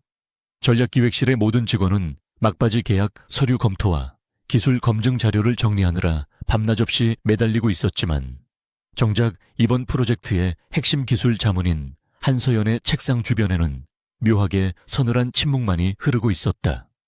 며칠 전 서킷에서의 영웅적인 활약으로 인해 그녀를 바라보는 동료들의 시선은 경외심으로 바뀌었지만 그 이면에는 급속도로 신임을 얻은 그녀를 시기하는 세력들의 날선 질투가 그림자처럼 드리워져 있었고 특히 정직 처분을 받고 잠시 물러나 있던 최윤아는 자신의 화려한 복귀와 서연의 파멸을 위한 치명적인 덫을 완성해놓고 호시탐탐 기회만을 엿보고 있었다. 최윤아는 회사 내에서 막강한 권력을 휘두르는 부패한 임원인 박전무와 은밀하게 결탁하여 서연을 산업 스파이로 몰아쓸 조작된 증거들을 치밀하게 심어놓았고 이제 그 도화선에 불을 붙일 타이밍만을 기다리고 있었는데 그녀의 눈은 광기로 번들거리고 있었다. 오전 업무가 한창이던 시각 갑자기 감사팀 소속 보안 요원들이 들이닥치며 사무실의 정적을 깨뜨렸는데 그들의 거친 발걸음 소리와 위압적인 태도는 평온하던 사무실 분위기를 순식간에 공포로 몰아넣기에 충분했다. 검은 양복을 입은 사내들은 아무런 설명도 없이 한서연의 자리를 포위하고 그녀의 컴퓨터와 개인 소지품을 압수하기 시작했으며 영문을 모르는 동료들은 놀란 토끼 눈을 하고 숨을 죽인 채 그 광경을 지켜볼 뿐이었다. 보안팀장은 서연에게 다가와 회사 기밀 유출 및 배임 혐의로 내부 감사가 진행될 예정이니 즉시 동행하라고 통보했는데 그의 목소리는 마치 범죄자를 다루듯 차갑고 단호했다. 하지만 서연은 당황하여 소리를 지르거나 반항하는 대신 천천히 자리에서 일어나 옷매무새를 다듬으며 냉정한 표정으로 그들을 응시했는데 그녀의 눈빛에는 억울함보다는 이 상황을 분석하려는 이성적인 빛이 서려 있었다. 그녀는 이미 책상 위에 놓인 의문의 편지를 통해 누군가 자신을 노리고 있다는 사실을 인지하고 있었기에 올 것이 왔다는 생각으로 마음을 다잡았다. 서연이 감사실, 조사실로 끌려간 직후 최윤아는 회심의 미소를 지으며 박전무의 방으로 향했고 그곳에서 두 사람은 샴페인을 터뜨리며 자신들의 계획이 성공했음을 자축하고 있었다. 그들이 심어놓은 증거는 너무나도 완벽하여 빠져나갈 구멍이 없어 보였는데 서연의 개인 서버 접속 기록을 조작하여 경쟁사에 K그룹의 차세대 배터리 설계도를 전송한 로그를 만들어 놓았을 뿐만 아니라 그녀의 차명 계좌로 의심되는 통장에 거액의 입금 내역까지 위조해 놓았던 것이다. 박전무는 이번 기회에 눈엣가시 같았던 강민혁 대표의 총애를 받는 직원을 제거하고 더 나아가 강 대표의 리더십에 치명타를 입힘으로써 차기 대표이사 자리를 노리겠다는 야욕을 드러냈다. 최윤아 역시 서연이 회사에서 불명예스럽게 쫓겨나는 꼴을 볼 생각에 흥분을 감추지 못하며 이제 다시는 자신의 앞길을 막는 자가 없을 것이라 확신하고 있었다. 한편 조사실의 차가운 철제 책상 앞에 앉은 한서연은 강도 높은 신문을 받고 있었는데 조사관들은 미리 준비된 시나리오대로 그녀를 몰아쓰며 자백을 강요하고 있었다. 그들은 서연이 에테르 모터스와의 협상을 빌미로 K그룹의 핵심 기술을 빼돌려 해외 브로커에게 팔아넘기려 했다는 터무니없는 혐의를 들이밀었지만 서연은 논리 정연하게 그들의 주장을 반박하며 조작된 증거의 허점을 지적했다. 그러나 조사관들은 그녀의 해명 따위는 들을 생각이 없다는 듯 콧방귀를 뀌며 이미 모든 물증이 확보되었으니 순순히 인정하고 선처를 구하는 것이 좋을 것이라고 협박했다. 서연은 이 모든 과정이 단순한 오해가 아니라 조직적으로 기획된 함정이라는 것을 뼈저리게 느꼈고 지금 이 자리에서 감정적으로 대응해봤자 득될 것이 없다는 판단에 묵비권을 행사하며 입을 닫아버렸다. 그녀의 침묵은 조사관들을 더욱 안달나게 만들었지만 그럴수록 서연의 머릿속은 비상하게 돌아가며 방역의 실마리를 찾고 있었다. 소식을 듣고 달려온 강민혁은 격노하여 감사실로 쳐들어가려 했지만 박전무를 비롯한 이사회 임원들이 그의 앞을 가로막으며 절차대로 진행해야 한다고 압박했다. 임원 회의실에서 긴급 소집된 이사회는 서연의 해고 안건을 상정하며 강민혁을 궁지로 몰아넣었는데 박전무는 스크린에 조작된 증거들을 띄우며 한서연이 회사의 존립을 위협하는 암적인 존재라고 열변을 토했다. 강민혁은 주먹을 꽉 쥐고 그 증거들이 날조되었을 가능성을 제기하며 정밀 조사를 요구했지만 이사들은 이미 박전무에게 포섭되어 있었기에 민혁의 의견을 묵살하고 즉각적인 징계 처분을 요구했다. 민혁은 자신이 신뢰하는 직원을 지키지 못한다는 무력감과 함께 거대한 권력의 카르텔이 회사를 병들게 하고 있다는 사실에 치를 떨었지만 현재로서는 그들의 요구를 일부 수용하여 시간을 벌 수밖에 없다는 현실적인 판단을 내려야만 했다. 결국 한서연에게는 무기한 정직 처분과 함께 자택 대기 명령이 떨어졌고 그녀는 보안 요원들의 감시 속에 회사 밖으로 쫓겨나듯 나와야 했다. 로비에는 소문을 듣고 몰려든 직원들이 수군거리고 있었고 최윤아는 2층 난간에서 팔짱을 낀 채 그 광경을 내려다보며 승자의 미소를 짓고 있었다. 서연은 고개를 숙이지 않고 당당하게 걸어 나갔지만 쏟아지는 멸시와 의심의 시선들이 등 뒤에 꽂히는 것을 느끼며 가슴 한구석이 욱신거리는 통증을 느꼈다. 회전문을 나서자 며칠 전처럼 비가 내리고 있었고 서연은 우산도 없이 빗속을 걸으며 뜨겁게 달아오른 분노를 식혔는데 그녀의 눈동자는 절망이 아닌 복수심으로 차갑게 타오르고 있었다. 그녀는 주머니 속에 차키를 만지작거리며 이제 K그룹의 한서연 대리가 아닌 에테르 모터스의 CEO이자 팬텀의 주인으로서 그들을 심판할 시간이 왔음을 직감했다. 집으로 돌아온 서연은 젖은 옷을 갈아입을 새도 없이 곧바로 지하 차고의 비밀 작전실로 내려갔고 그곳에는 그녀의 진짜 정체를 알고 있는 소수의 충직한 팀원들이 이미 대기하고 있었다. 서연은 그들에게 K그룹 내부 전산망에 침투하여 로그 기록의 원본을 확보하고 박전무와 최윤아 사이의 금융거래 내역을 추적하라고 지시했다. 그녀 자신은 에테르 팬텀의 고성능 통신 장비를 이용하여 자신을 스파이로 몰았던 가짜 이메일의 IP 주소를 역추적하기 시작했는데 모니터 위로 쏟아지는 수많은 코드들은 그녀의 손끝에서 빠르게 해독되어 갔다. 밤이 깊어갈수록 진실의 조각들은 하나둘씩 맞춰지기 시작했고 그 끝에는 예상대로 최윤아의 차명폰과 박전무의 비밀 계좌가 연결되어 있다는 명백한 증거가 드러났다. 서연은 확보한 증거들을 정리하며 잠시 의자에 기대어 눈을 감았는데 피로가 몰려왔지만 정신은 그 어느 때보다 맑게 깨어 있었다. 그때 차고의 보안 시스템 알림음이 울리며 누군가 접근하고 있다는 신호가 떴고 CCTV 화면에는 낯익은 세단 한 대가 빗속을 뚫고 서연의 집 앞 골목길에 멈춰서는 모습이 잡혔다. 차에서 내린 사람은 다름 아닌 강민혁이었고 그는 우산도 쓰지 않은 채 서연의 집 대문을 멍하니 바라보고 서 있었다. 서연은 잠시 망설였지만 이내 결심을 굳히고 차고와 연결된 비밀 통로가 아닌 현관문을 통해 밖으로 나갔는데 그녀 역시 우산을 챙기지 않은 채 비를 맞으며 그에게 다가갔다. 두 사람은 빗줄기 사이로 서로를 마주보았고 차가운 공기 속에서 뜨거운 숨결이 하얗게 흩어졌다.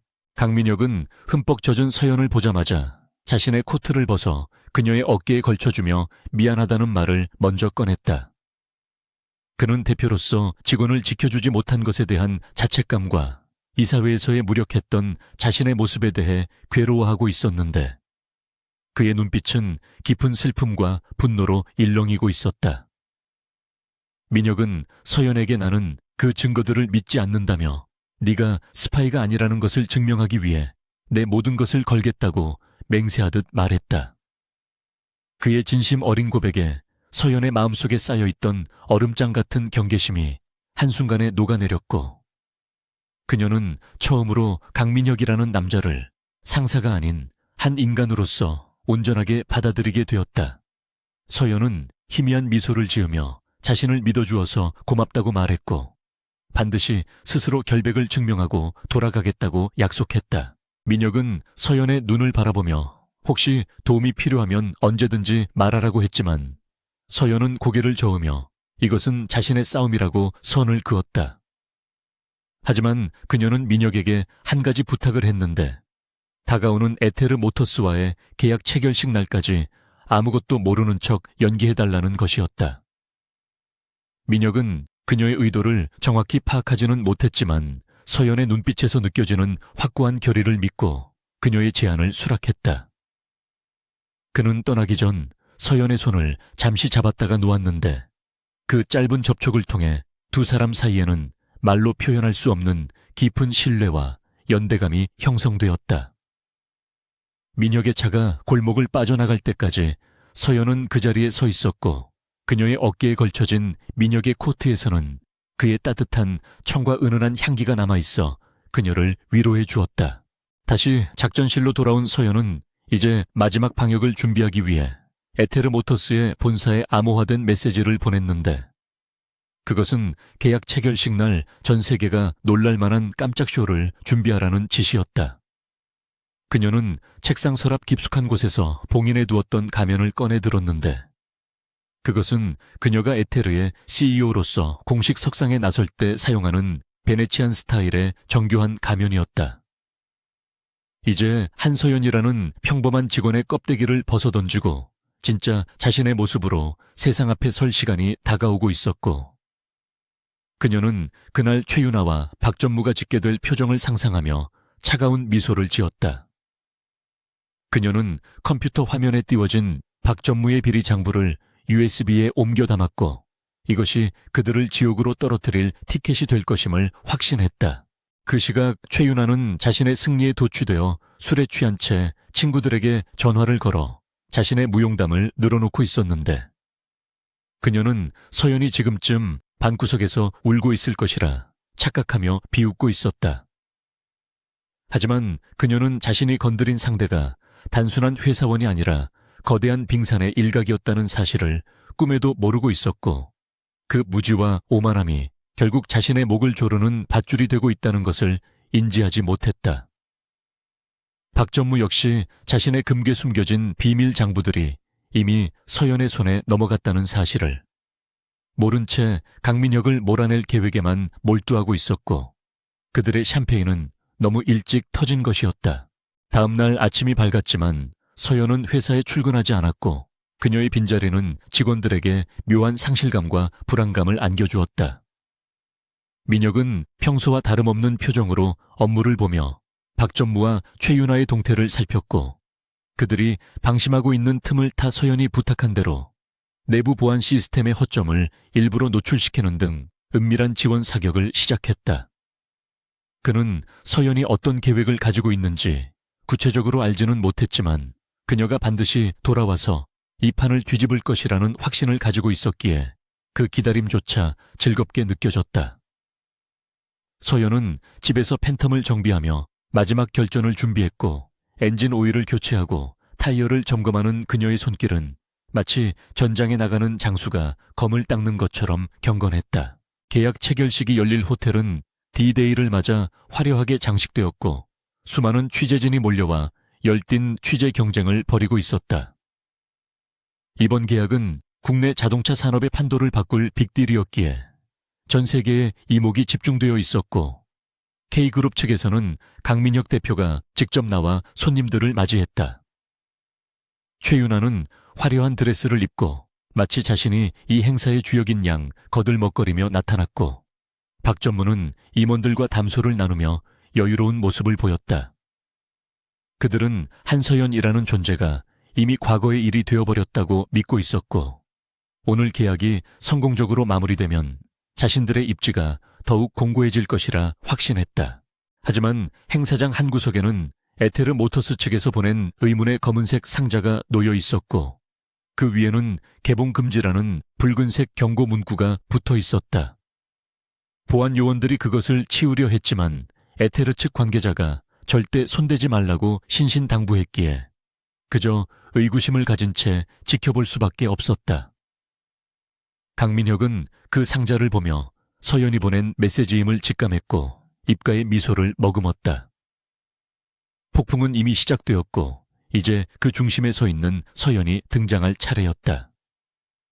서연은 집을 나서며 에테르 팬텀의 시동을 걸었고 우렁찬 배기음이 새벽 공기를 가르며 서울 도심을 향해 질주하기 시작했다.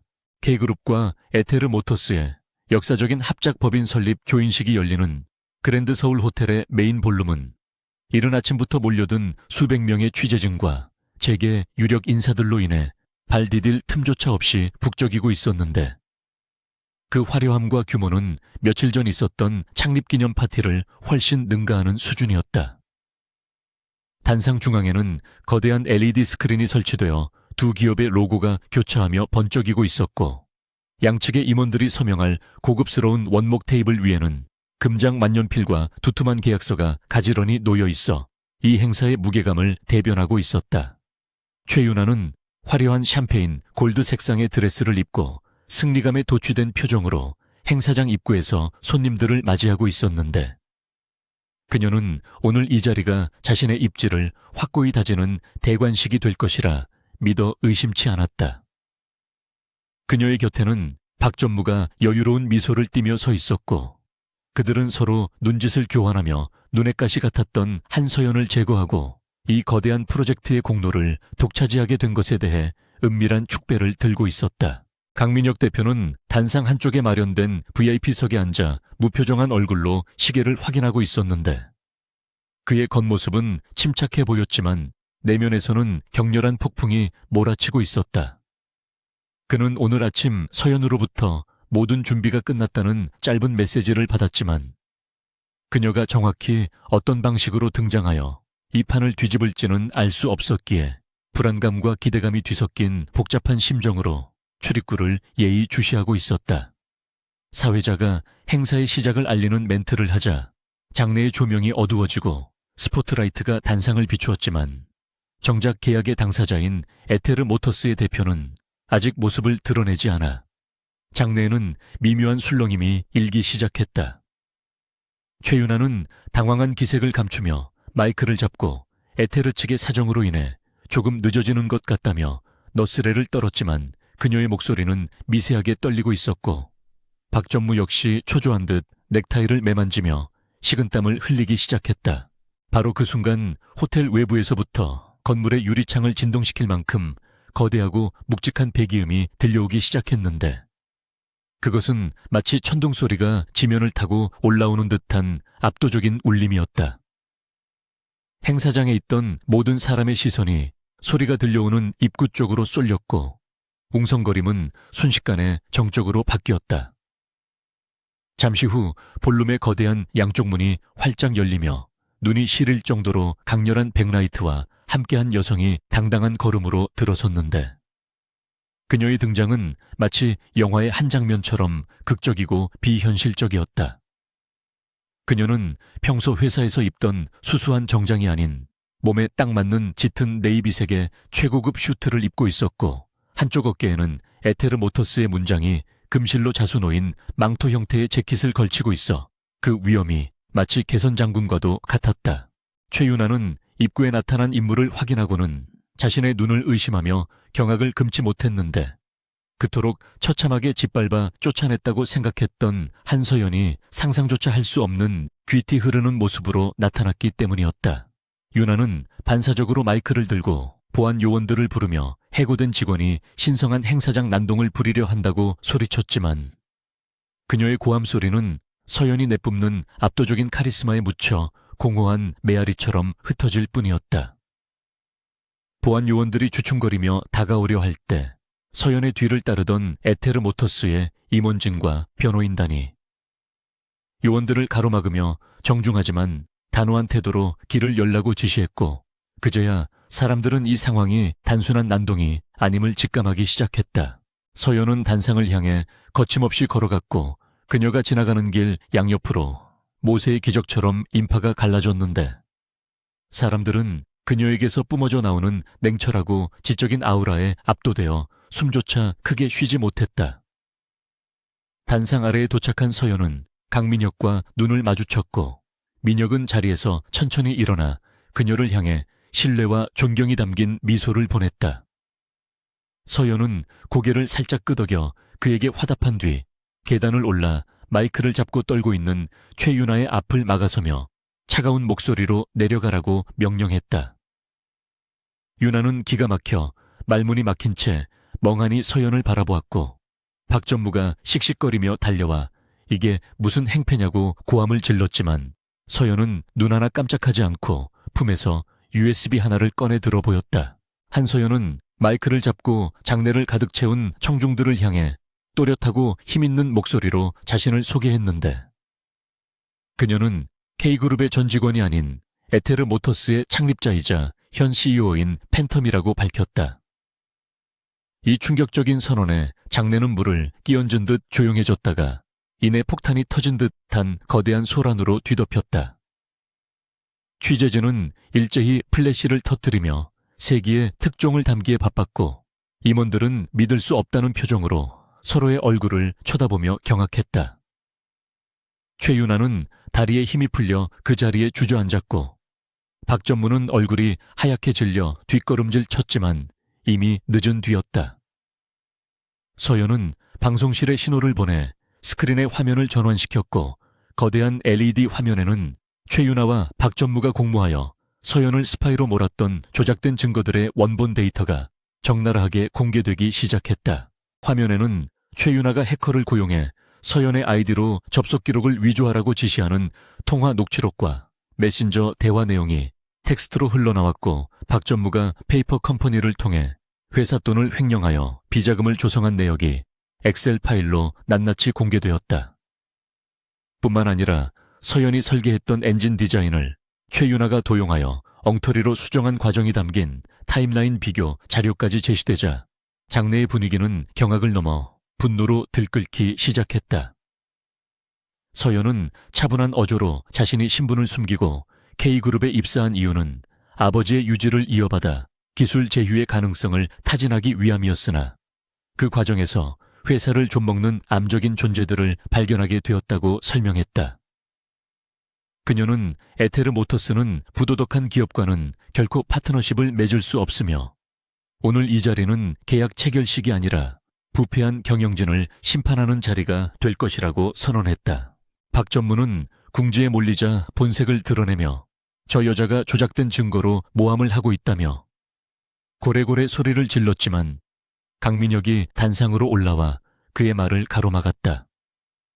민혁은 품에서 미리 준비해온 회의만 서류를 꺼내 박 전무의 면전에 던지며 당신의 모든 범죄, 사실은 이미 검찰에 넘어갔고 지금 이 시간부로 당신과 최윤아 이사는 K그룹에서 제명됨과 동시에 법적 처벌을 받게 될 것이라고 차갑게 통보했다. 민혁의 신호와 함께 대기하고 있던 검찰 수사관들이 들이닥쳐 박전무의 양팔을 결박했고 그는 비명을 지르며 끌려나갔는데 그 모습은 권력에 취해 오만방자하게 굴던 지난날의 모습과는 너무나도 대조적인 비참한 최후였다. 최윤아는 바닥에 주저앉아 멍한 표정으로 서연을 올려다보고 있었는데 그녀의 눈에서는 눈물이 하염없이 흘러내려 짙은 화장이 흉하게 번져 있었다. 그녀는 서연의 바짓가랑이를 잡고 한 번만 용서해달라고 애원했지만 서연은 냉정하게 그녀의 손을 뿌리치며 당신이 짓밟으려 했던 것은 나 한 사람이 아니라 수많은 엔지니어의 땀과 열정이었다고 일갈했다. 서연은 윤아에게 당신은 실력보다 배경을 믿고 타인을 무시해왔지만 결국 그 오만함이 당신을 파멸로 이끌었다는 사실을 평생 기억하며 살라고 충고했다.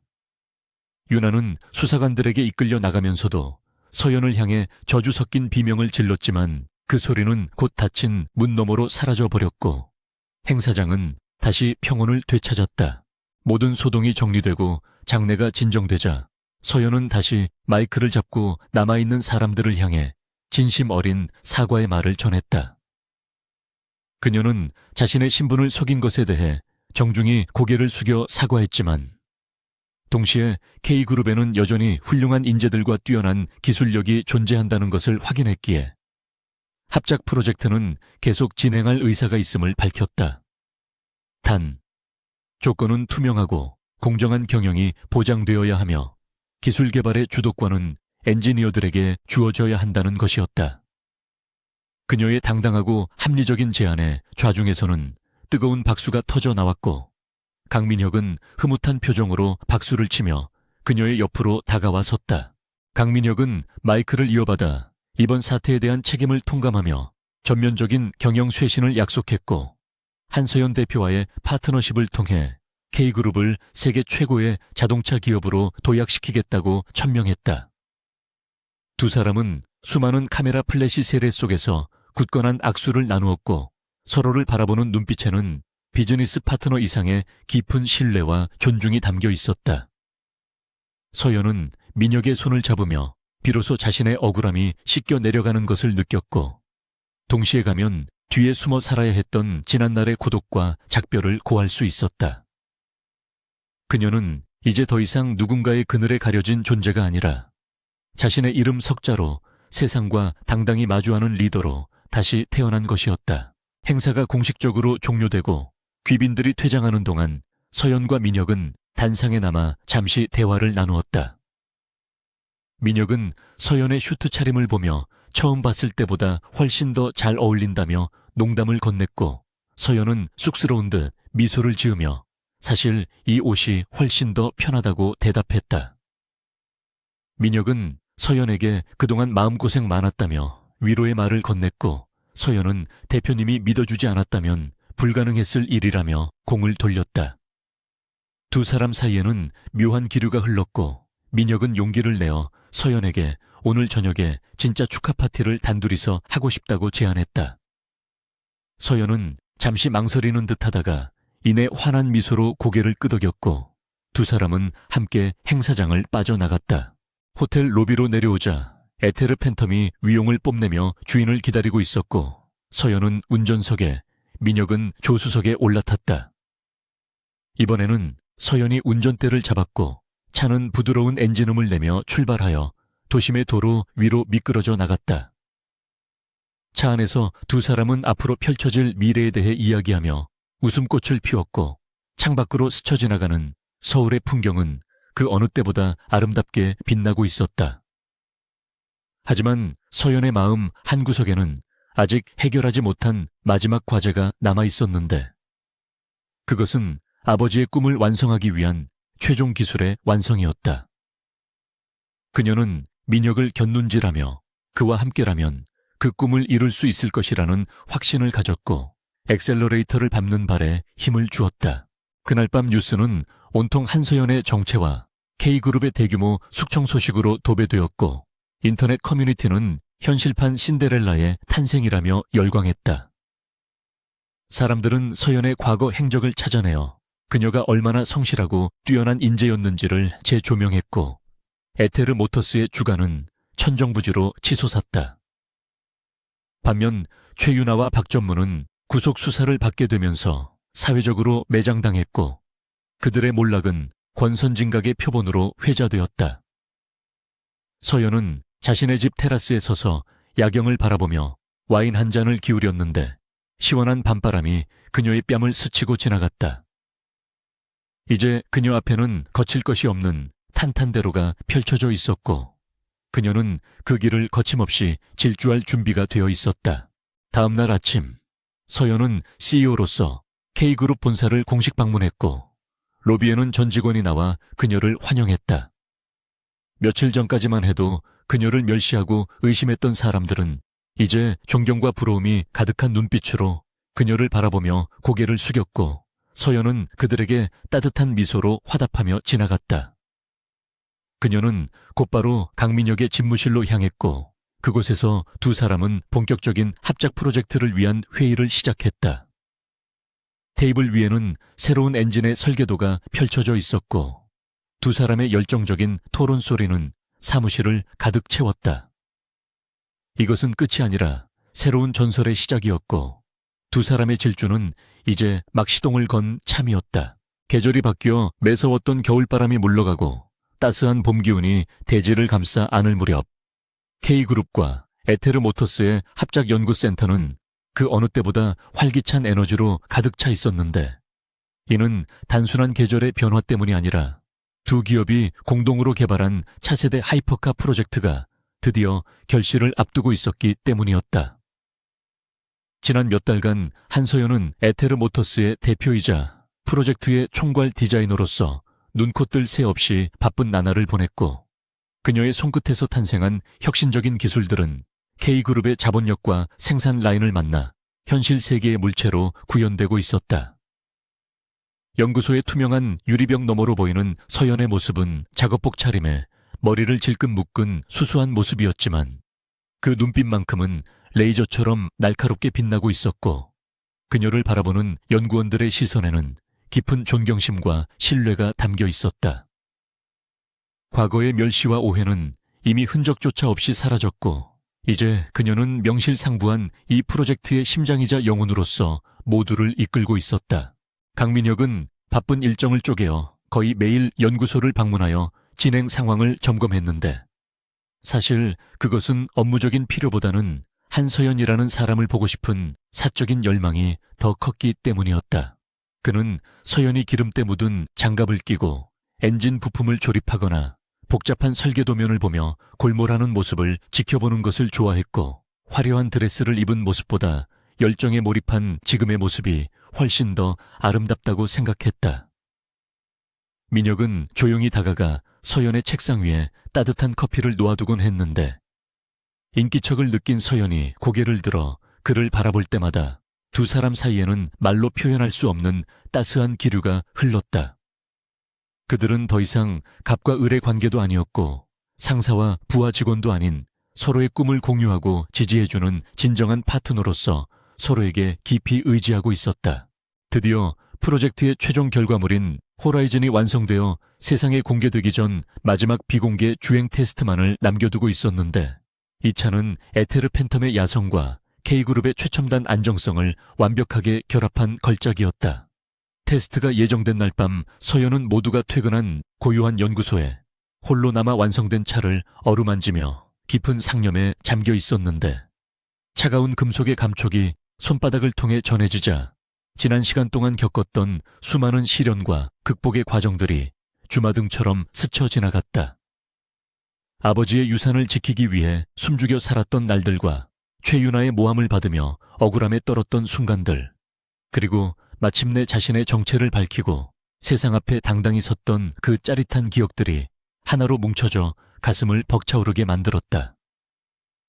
그때 등 뒤에서 부드러운 발걸음 소리가 들려왔고 서연이 뒤를 돌아보자 강민혁이 따뜻한 미소를 머금은 채 서 있었다. 민혁은 서연에게 다가와 오늘 밤이 가기 전에 우리가 만든 이 녀석의 심장 소리를 가장 먼저 들어봐야 하지 않겠냐고 제안했고 서연은 그의 뜻을 단번에 알아차리고 고개를 끄덕였다. 이것은 공식적인 테스트가 아니라 두 사람만의 기념비적인 첫 주행이 될 것이었고, 그들은 연구원들의 데이터 측정 장비나 감시 카메라가 없는 자유로운 곳에서 온전히 차와 하나가 되고 싶어 했다. 서연이 운전석에 앉고 민혁이 조수석에 탑승하자 묵직한 도어가 닫히며 외부의 소음을 차단했고, 두 사람은 마치 우주선에 탑승한 듯한 고요함 속에서 서로의 숨소리를 느꼈다. 서연이 시동 버튼을 누르자 하이브리드 파워트레인이 부드럽게 깨어나며 웅장한 사운드를 만들어냈고, 연구소의 셔터가 올라가며 어두운 밤거리가 그들 앞에 펼쳐졌다. 도심을 빠져나온 호라이즌은 한적한 외곽 고속도로를 향해 질주하기 시작했는데, 서연은 엑셀러레이터를 깊게 밟으며 차의 한계 성능을 시험해 보았다. 놀라운 가속력에 몸이 시트에 파묻히는 듯한 압력을 받았지만 서연의 표정은 그 어느 때보다 편안하고 행복해 보였고, 민혁 역시 속도계의 숫자가 비현실적으로 올라가는 것을 보면서도 두려움보다는 짜릿한 해방감을 느꼈다. 차창 밖으로 스쳐 지나가는 가로등 불빛이 하나의 긴 선처럼 이어지며 그들의 질주를 축복해주는 듯했고, 엔진의 회전수가 올라갈수록 두 사람의 심장 박동도 같은 리듬으로 뛰기 시작했다. 그들은 말이 없어도 서로가 무엇을 느끼고 있는지 알 수 있었는데, 그것은 속도라는 언어를 통해 나누는 영혼의 대화였고, 이 순간만큼은 세상의 모든 근심과 걱정이 사라진 채 오직 두 사람만이 존재하는 완벽한 세계였다.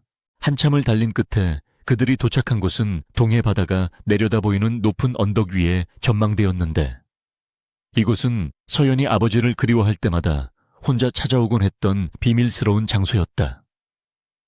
차에서 내리자 차가운 바닷바람이 뜨겁게 달아오른 엔진 열기와 두 사람의 뺨을 식혀주었고, 발 아래로는 검푸른 바다가 끝없이 펼쳐져 있었으며 머리 위로는 쏟아질 듯한 별들이 밤하늘을 수놓고 있었다.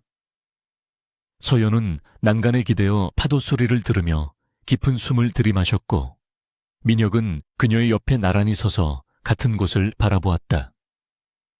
한동안 정적이 흘렀지만 그 침묵은 어색하지 않고 오히려 위로가 되는 평온한 시간이었으며, 두 사람은 이 거대한 자연 앞에서 지난날의 아픔을 씻어내고 있었다. 서연은 조용히 입을 열어 자신의 과거 이야기를 꺼내기 시작했는데, 아버지가 돌아가신 후 에테르라는 거대한 이름을 감당하기에 너무나 어리고 두려웠던 시절의 이야기였다. 그녀는 사람들이 자신의 능력이 아닌 배경과 돈만을 보고 접근하는 것이 싫어서 가면 뒤에 숨어야 했고, 평범한 회사원 한서연으로 살면서 비로소 사람들의 진짜 얼굴을 볼 수 있었다고 고백했다. 그녀는 민혁에게 처음에는 당신도 그저 성공에 목마른 냉철한 사업가라고만 생각해서 경계했지만, 자신을 믿어주고 지켜주는 모습을 보며 닫혀있던 마음의 문을 열게 되었다고 털어놓았다. 서연의 목소리는 파도 소리에 섞여 떨리고 있었지만 그 안에는 진심이 가득 담겨 있었고, 민혁은 그녀의 손을 조심스럽게 잡으며 그 이야기를 경청했다. 강민혁은 서연의 손을 잡은 채 그녀를 마주보게 돌려 세웠고, 달빛을 받아 반짝이는 그녀의 눈동자를 깊이 응시하며 자신의 마음을 전했다. 그는 자신이 그동안 수많은 사람을 만나봤지만 서연처럼 자신의 일에 순수한 열정을 가지고 생명력을 불태우는 사람은 처음 보았다고 말하며, 그녀가 가면을 쓰고 있든 작업복을 입고 있든 상관없이 한서연이라는 사람 그 자체를 사랑하게 되었다고 고백했다. 민혁은 이제 더 이상 혼자서 모든 짐을 짊어지려 하지 말고 자신과 함께 나누자고 말하며 앞으로 펼쳐질 모든 길을 그녀와 함께 달리고 싶다는 의지를 확고히 했다. 그의 고백은 화려한 미사여구는 없었지만 투박하고 진솔하여 서연의 가슴 깊은 곳을 울렸고, 그녀의 눈가에는 감동의 눈물이 맺혔다. 서연은 눈물을 닦으며 환하게 미소 지었고, 민혁의 손을 맞잡으며 자신 역시 그와 함께라면 어떤 험난한 길이라도 두렵지 않을 것이라고 대답했다. 두 사람은 서로의 이마를 맞대고 천을 나누며 깊은 사랑을 확인했고, 그 순간 동쪽 하늘에서부터 서서히 여명이 밝아오기 시작했다. 검푸른 밤하늘이 보랏빛과 붉은 빛으로 물들어가며 태양이 수평선 위로 모습을 드러내자 세상은 새로운 빛으로 가득 찼고 그 빛은 두 사람의 앞날을 축복하듯 찬란하게 쏟아져 내렸다. 그것은 어두웠던 과거의 끝이자 희망찬 미래의 시작을 알리는 신호탄이었고 그들은 떠오르는 태양을 바라보며 굳건한 약속을 가슴에 새겼다. 해가 완전히 떠오르자 바다는 황금빛으로 물결쳤고 그들이 타고 온 호라이즌의 차체도 아침 햇살을 받아 보석처럼 빛나고 있었다. 민혁은 서연의 어깨를 감싸 안으며 이제 돌아가서 세상을 놀라게 해줄 준비가 되었냐고 물었고 서연은 자신감 넘치는 표정으로 고개를 끄덕였다. 그들은 이제 숨거나 도망치지 않고 당당하게 세상의 중심에 서서 자신들의 꿈을 펼쳐나갈 것이며 그들이 만들어낼 혁신은 자동차 산업을 넘어 사람들에게 꿈과 희망을 전달하는 매개체가 될 것이었다. 두 사람은 다시 채 올랐고 이번에는 민혁이 운전석에 앉아 서연을 바라보며 부드럽게 웃었다. 엔진이 다시 한번 힘차게 포효하며 깨어났고 차는 언덕을 내려와 넓게 뻗은 해안 도로를 향해 달려나갔다. 윈드실드 너머로 펼쳐진 도로는 끝이 보이지 않을 정도로 길게 이어져 있었지만 두 사람은 두렵지 않았는데 이제 그들의 옆에는 서로를 믿어주고 지지해주는 든든한 동반자가 있었기 때문이었다. 차창을 열자 상쾌한 아침 공기가 차 안으로 밀려 들어왔고 서연은 바람을 맞으며 자유를 만끽했다. 그녀는 더 이상 낡은 드레스를 입고 조롱받던 신데렐라가 아니었고 단 5대뿐인 슈퍼카의 주인을 넘어 자신의 운명을 스스로 개척하고 지배하는 진정한 여왕으로 거듭나 있었다. 시간이 흘러 몇 년 후 K그룹과 에테르 모터스는 세계 최고의 자동차 브랜드로 자리매김했고 한서연과 강민혁은 세기의 커플이자 경영 파트너로서 전 세계의 주목을 받게 되었다. 하지만 그들은 여전히 화려한 파티장보다는 기름 냄새 나는 연구소나 바람을 가르는 서킷에 있는 것을 더 좋아했고 바쁜 일정 속에서도 틈만 나면 둘만의 드라이브를 즐기며 초심을 잃지 않았다. 어느 날 퇴근길에 서연이 민혁에게 짓궂은 표정으로 레이스를 제안하자 민혁은 기꺼이 도전을 받아들였고 두 대의 슈퍼카가 석양이지는 도로 위를 나란히 질주하는 모습은 사람들에게 오랫동안 회자되는 전설이 되었다. 그들의 이야기는 단순히 복수와 성공에 관한 것이 아니라 자신을 억압하던 편견과 껍데기를 깨고 진정한 자아를 찾아가는 여정이었으며 그 끝에서 만난 사랑과 신뢰가 얼마나 위대한 힘을 발휘하는지를 보여주는 증거였다. 한서연은 이제 누군가의 평가에 흔들리지 않는 단단한 내면을 가지게 되었고 강민혁은 차가운 이성 속에 따뜻한 감성을 품은 리더로 성장했다. 도로 위를 달리는 그들의 모습은 마치 멈추지 않는 바람과 같았고 그 바람은 멈춰있던 세상에 새로운 활력을 불어넣으며 끝없이 전진하고 있었다. 마지막 장면에서 서연은 조수석에 앉아 운전하는 민혁의 옆 얼굴을 바라보며 문득 과거의 그날 비에 젖은 채 호텔 앞에 서 있었던 자신을 떠올렸다. 그때는 모든 것이 절망적이고 외로웠지만 지금은 이토록 벅찬 행복이 곁에 있다는 사실에 감사하며 그녀는 민혁의 손등 위에 자신의 손을 포개었다. 민혁은 잠시 시선을 돌려 그녀와 눈을 맞추고 따뜻한 미소를 지어 보였고 두 사람은 말없이 서로의 마음을 확인했다. 차는 붉게 물든 노을 속으로 사라져 갔지만 그들이 남긴 타이어 자국은 지워지지 않는 역사가 되어 길 위에 선명하게 남아 있었다.